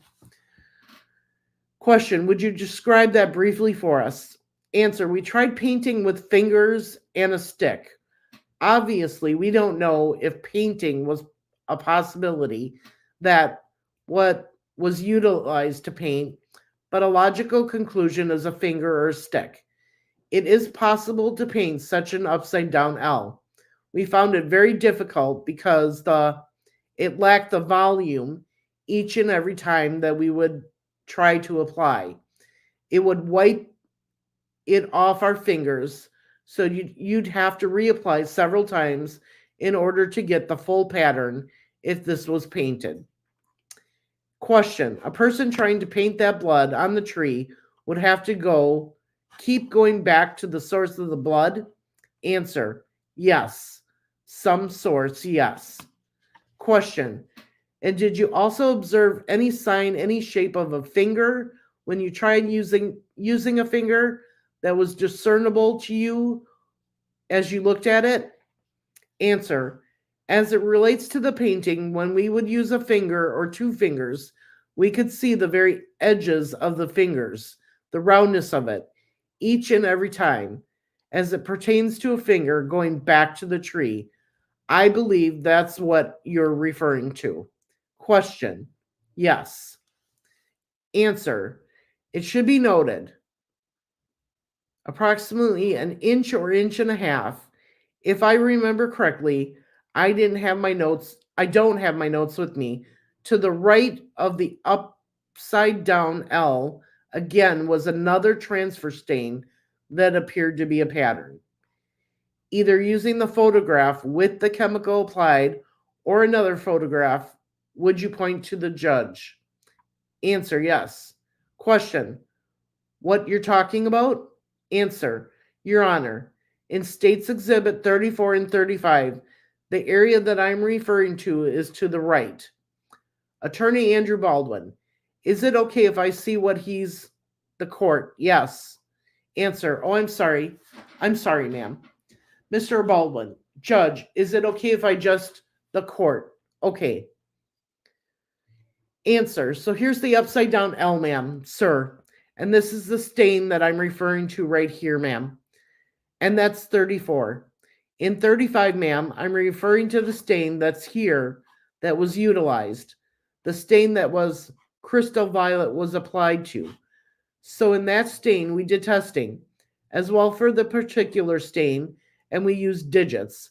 And we found that the portions of the thumb created a stain that was similar to what we observed in the photographs of what the investigators observed in February of 2017.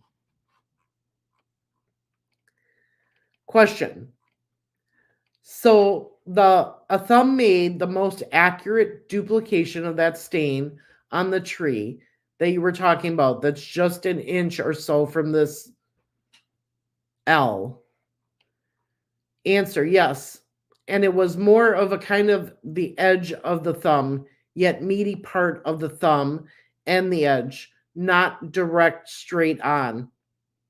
And we replicated this several times.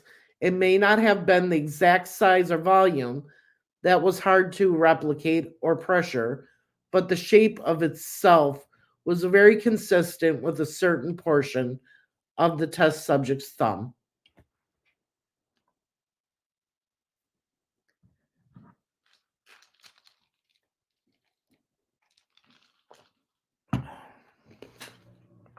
Question. Would this have been consistent, the blood stain that you see in the photographs on the tree, after examining those photographs and then conducting your experiments? Was that stain that you observed on the tree consistent with LG's hand and her thumb hitting that portion of the tree while covered with blood? Answer, yes.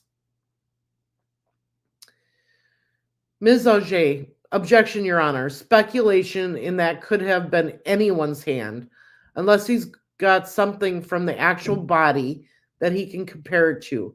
I think that's complete speculation. Ms. Luttrell, he's got a DNA report, Your Honor. The court. Okay, overruled. Ms. Auger, but a DNA report, Your Honor, doesn't have measurements of LG's hand. The court. I understand that.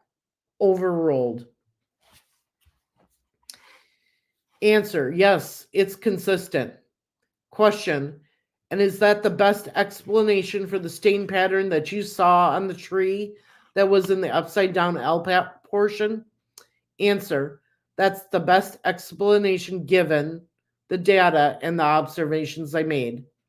Question, and if that happened, if LG's blood came into contact with that tree and with her hand in the form that you described, and that hand was covered with blood, would that explain all the blood that you saw, indicating the splatter and the downward flow of the L portion that you described? Answer, yes. The splatter, I don't believe so. That could have been caused from another action. What I would expect to see with the splatter, if a hand that was contained a voluminous amount of blood struck or made contact, we may see what's referred to as sensation cast off. We didn't see that. That was it's not by any means a great distance.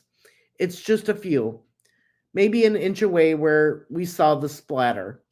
We would expect to see maybe some directionality.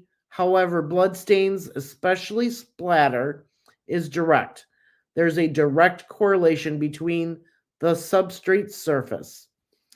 The surface on this tree was furrowed, very rough, cratered, layered. This splatter may have been the result of another action that occurred maybe simultaneously or shortly prior to the contact. Again, it's just a very small area. We're talking about a surface area that's curvature of a tree. There could have been splatter out there in the forest that was not located because it's hard to see blood, especially on a forested floor. You see the small stains. Mr. Luttrell, thank you. I have no further questions. The court. Miss Auger, cross-examination of Major Patrick Cicero, questioned by Miss Auger. I am going to take just a couple minutes, you guys. It's really hard to read this. I knew this was going to be the hardest one, but I will be back in just a couple of minutes to read the cross-examination. I just need a couple of minutes. I'll be back shortly.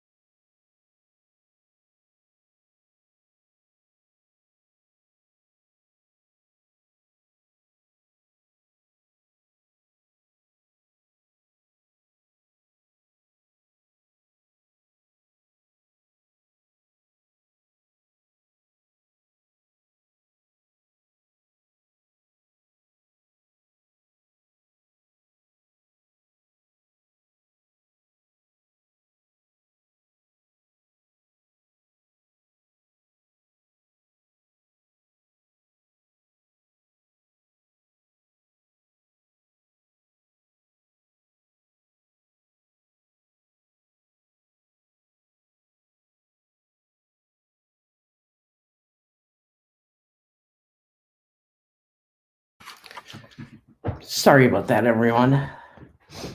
This is tough.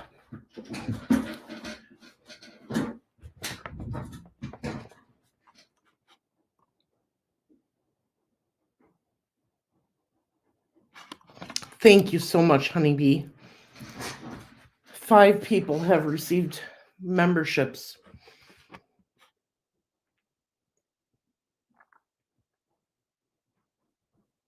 Thank you, thank you.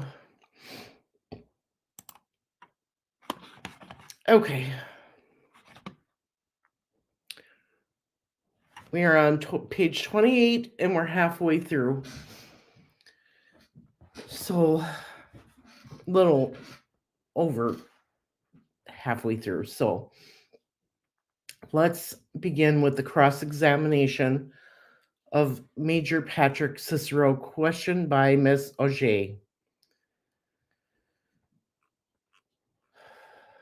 Question. So we know somewhere there is a pool of blood near a tree, a large pool, right? Answer. Near a tree? Question. Yes. Answer. No. Question. No. Answer. There was a smaller accumulation near the tree. Question. Oh. Answer. Which pool are you referring to, ma'am? I'm sorry. Question. Well, there are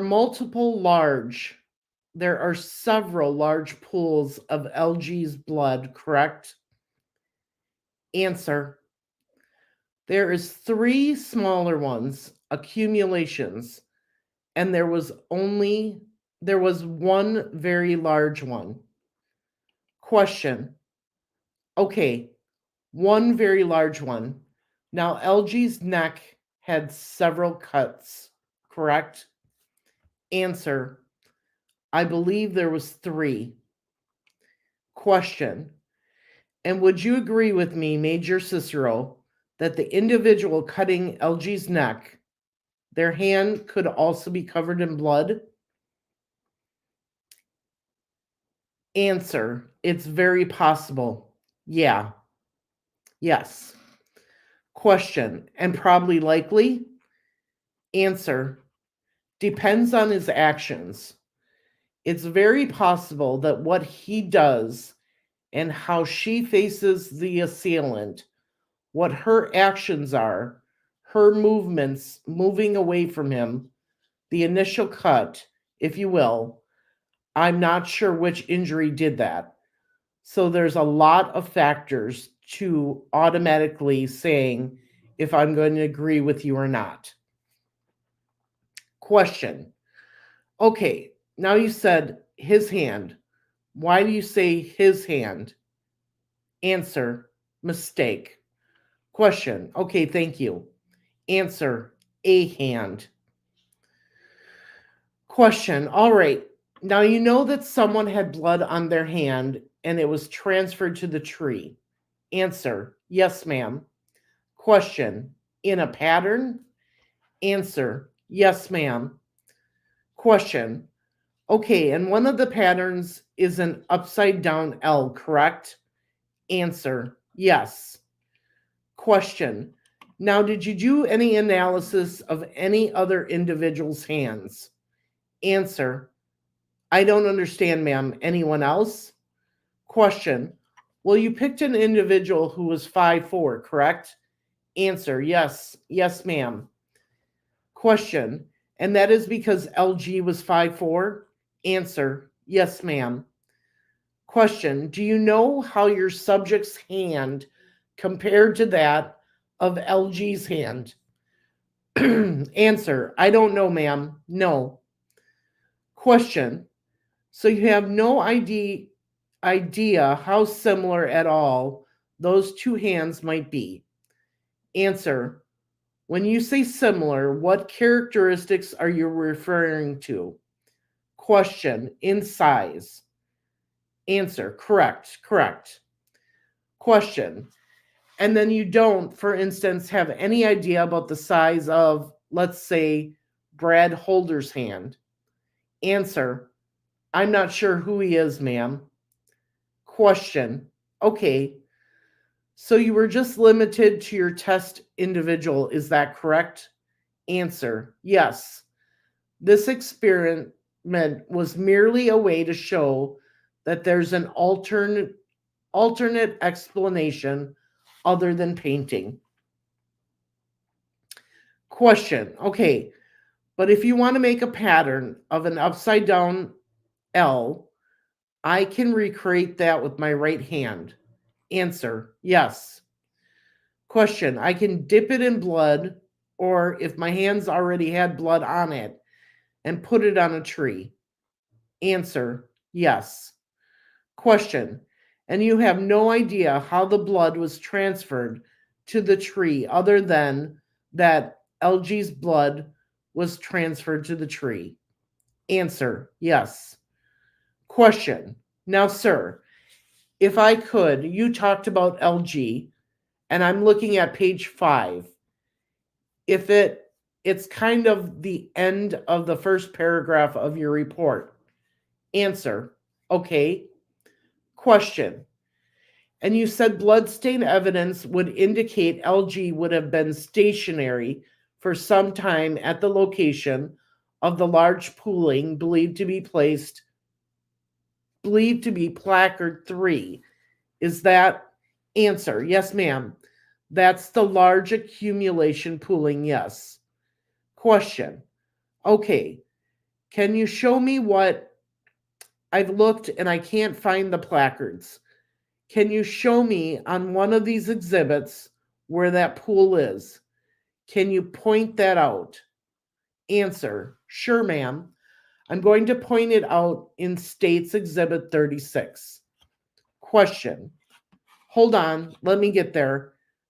I see what you're saying. Answer. And States Exhibit 37 right here. Question. Of course, it's the last one I look at. Answer. Sure. Question. Thank you. And you said her body was stationary for some time, and then it was later moved to the vicinity of the pooling to her final location where she was discovered. Answer. Yes. Question. Now, when you said later moved, that implies to me that someone else moved her? Answer. Yes. Question. She didn't move herself? Answer. No. Question. And in your experience, sir, have you ever had the occasion to move a dead body? Answer. Yes. Question. How would you compare moving a dead body to someone who's alive? Is it more difficult? Answer. I think it all depends if the person's. I believe I'd probably be the same if the person is alive, is limp, and I'm supposed to move them. Are they fighting? I don't know. Question. And how far do you think LG's body was moved? Answer. Well, whatever the distance was from the pooling area to her final location, whatever that may be. Perhaps it was 7-8 feet. I'm just looking at it. I don't know a context. I don't have the scale in there. The question. And I'm going to show you. I didn't mark. I don't know which exhibit this is. Do you have that exhibit? Answer. 37. Question. 37. Okay. Can you draw on there where the track of LG's body went? Answer. I cannot with these photographs. It's too difficult. We'd have to have different photographs. Question. Have you seen any photographs? Answer. I've seen them. I've seen all of them. Question. That show the exact path that her body took? Answer. From the pooling to the tree? Question. Yes. Answer. If you can actually look in the photographs, and I believe it's 36, and see the blood trail as it moves around, So it appears to me that it's a direct path from here. Most likely, her head would have been in the vicinity. Head and neck would have been in the vicinity of the large pooling.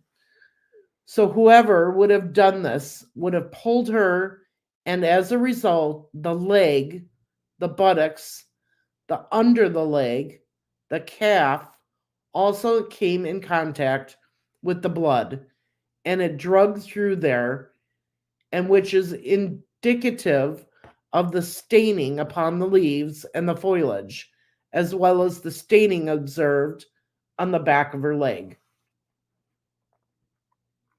Question.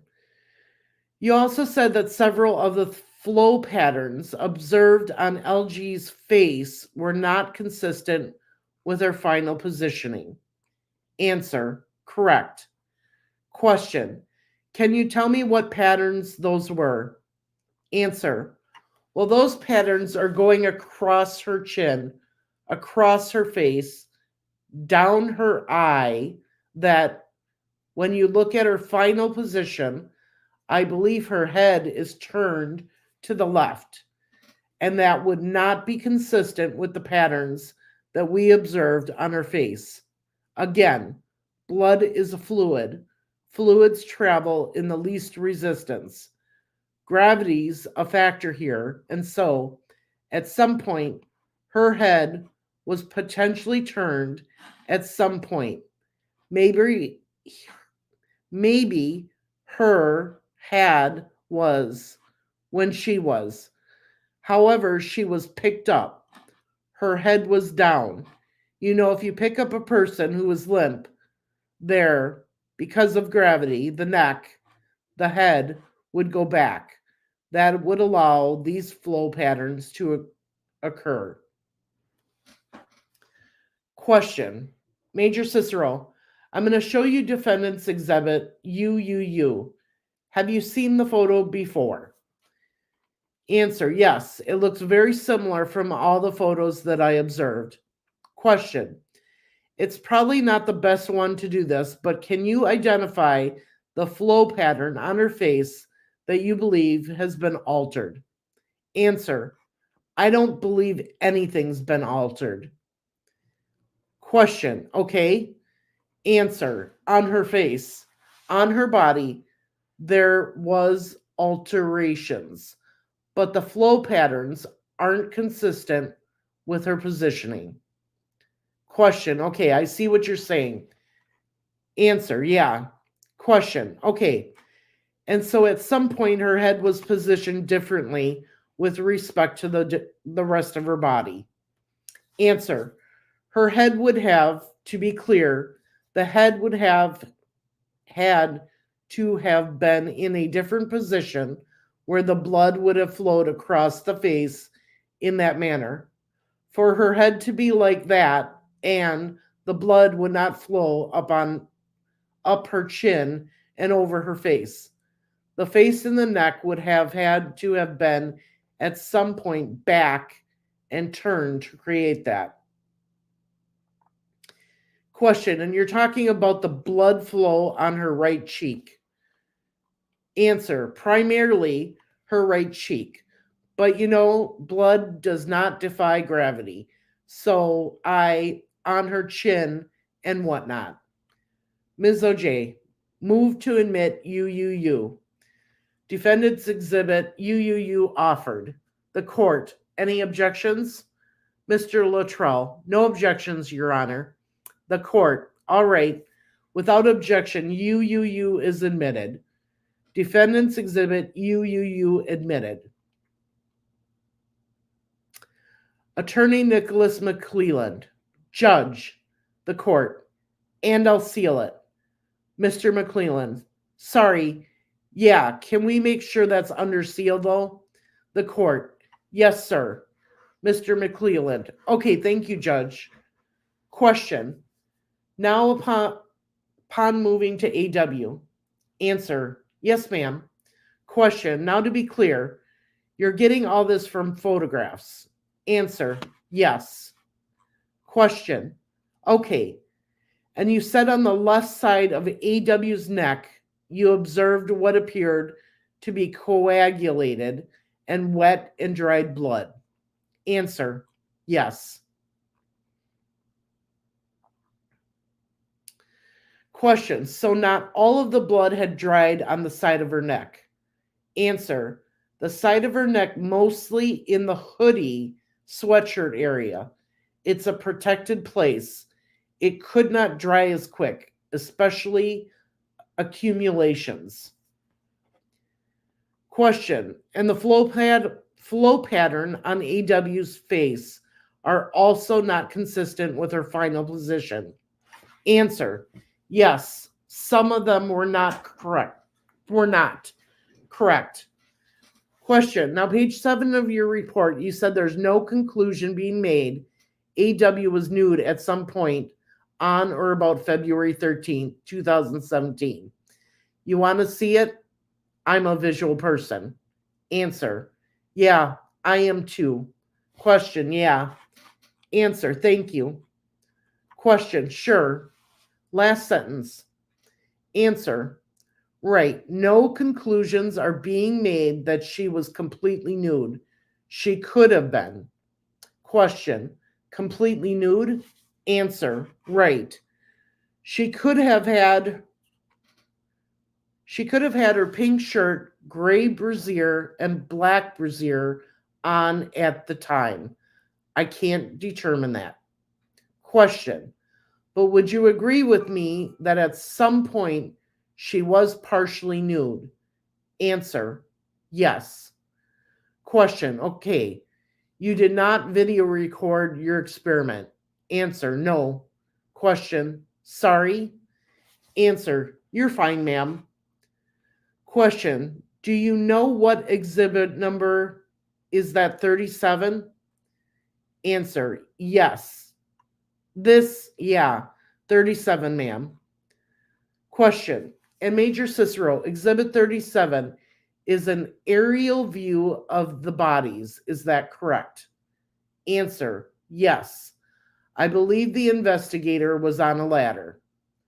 Question, thanks. And can you estimate with respect to, let's say, LG, what percentage of her body is covered by sticks?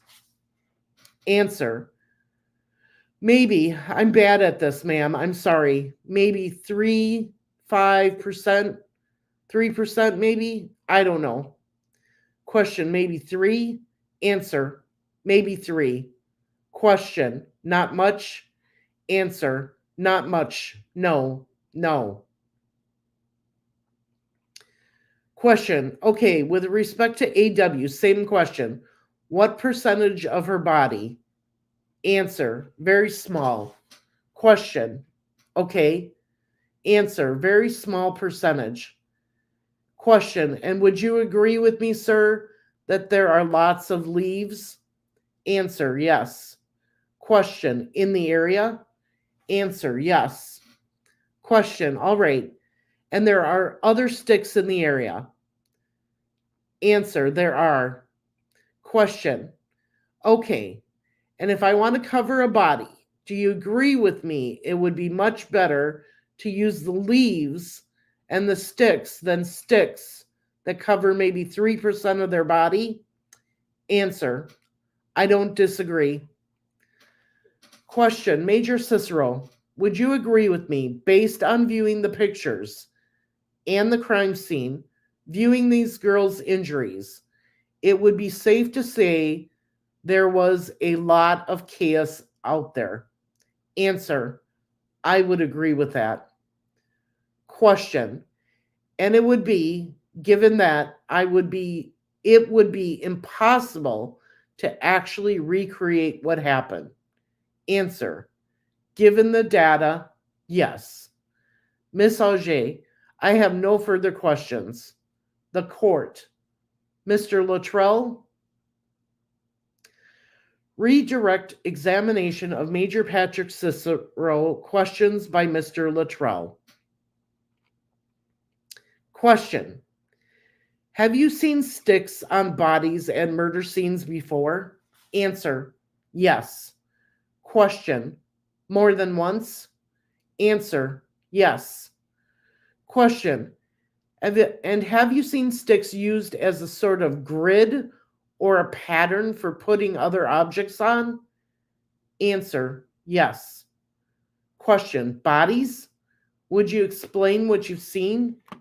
Answer. However, the person who did it would have, covered the person. They would put it on the sides, sticks across the center and diagonal, almost building a bridge for other sticks.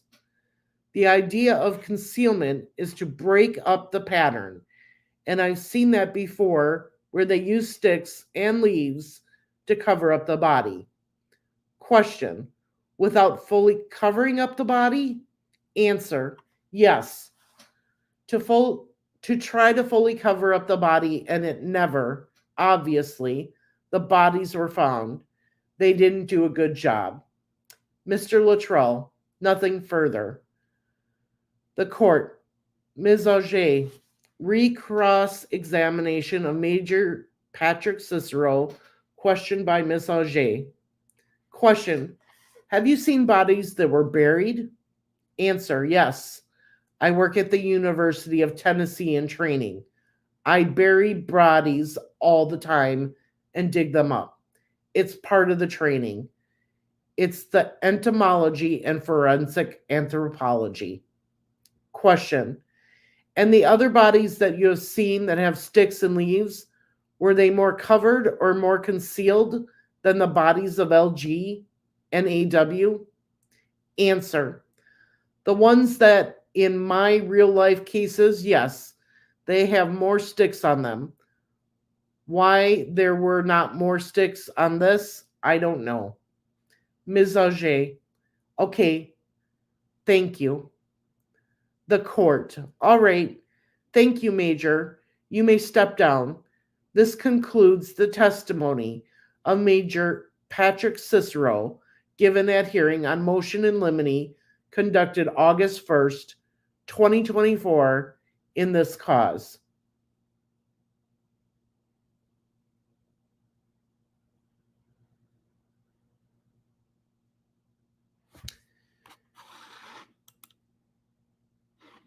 Okay. Under seal means that these pictures and photos will not go out to anyone. Meaning, if you put in a FOIA request, they're not going to give you these exhibits. They're under the seal. Only the attorneys, the judge can see them.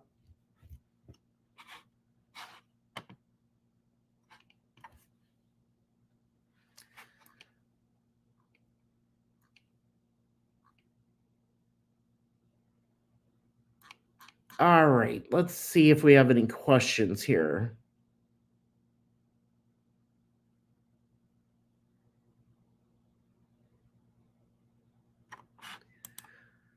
Thank you so much, 50 Shades.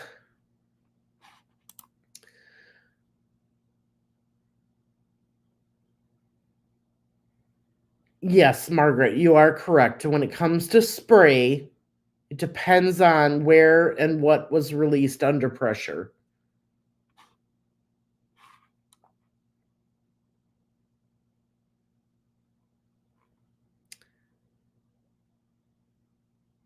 Let's see here.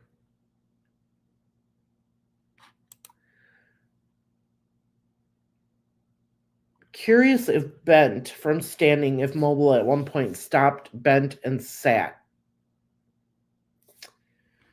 Doesn't sound like he saw any information or patterns of somebody being bent over.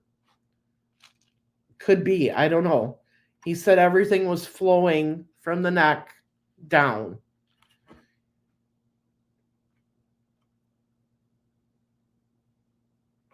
Oh, you're right. You are right, honeybee.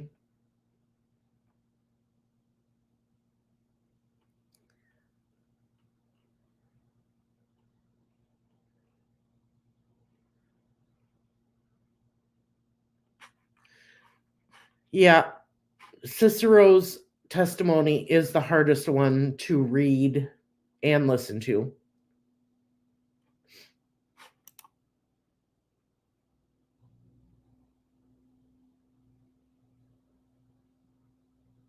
I agree.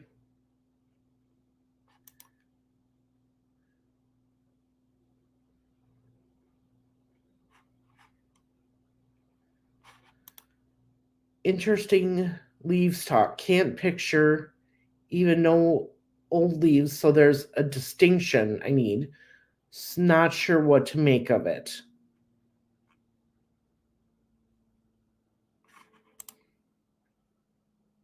Ideas are not all answers, but might be just that idea, that the how. Yep. Now you got to remember the testimony that I just read is very basic. Okay. When we get into trial, it's going to be more graphic because the judge already has an idea from being a judge for so long on what this stuff is.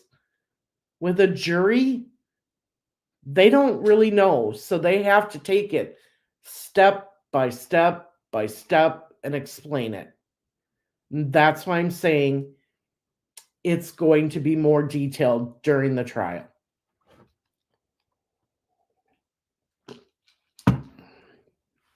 Which is going to be hell on the rest of us and the family.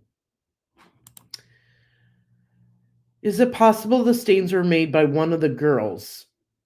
No, what they're stating is that what we all know as the F tree, the F mark, what this general is stating is that Libby had blood on her hands from probably cupping her throat. Okay. And then she took and put her hand on the tree to steady herself. Plus, there's other blood on the tree. So, what he was saying is by doing this experiment, this isn't something that somebody painted on there. This was what happened in the moment. Somebody having blood on their hands, putting it on the tree. And that's why he's saying it's an upside down L.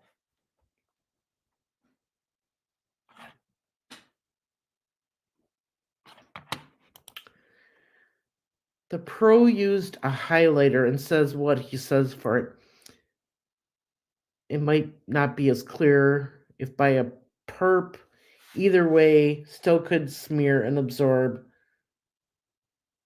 Yeah.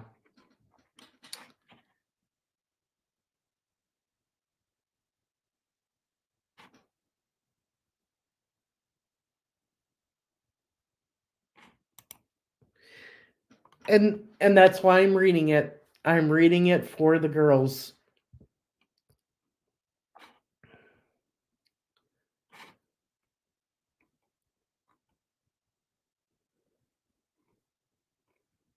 Honeybee, once again, thank you so much for gifting 5 memberships. Yeah, I'm good. I was a little upset. Had to go let it out.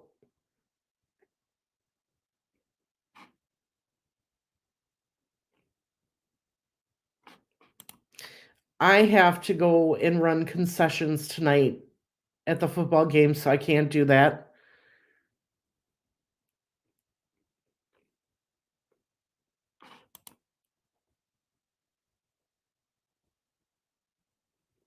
It's very heavy. Thank you so much, Teresa the Troll. She says, thanks, Marv. I know this was not easy. I really appreciate you reading these. Take care. See you soon. Hopefully at the next walk. Yes, absolutely.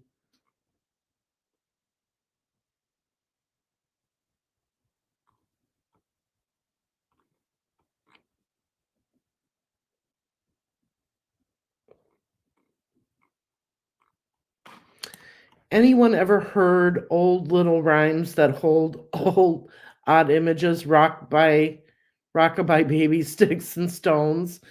Yeah. If you think about it, a lot of the nursery rhymes that we had when we were younger were actually violent.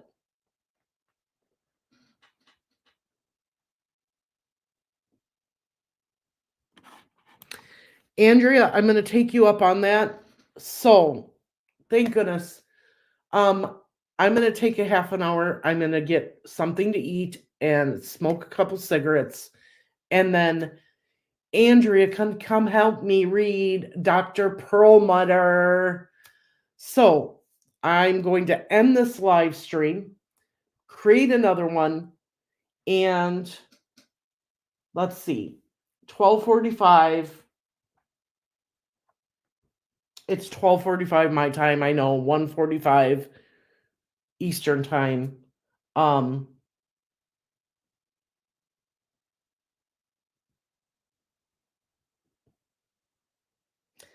Let's meet back here at 1:30 my time, 2:30 your time.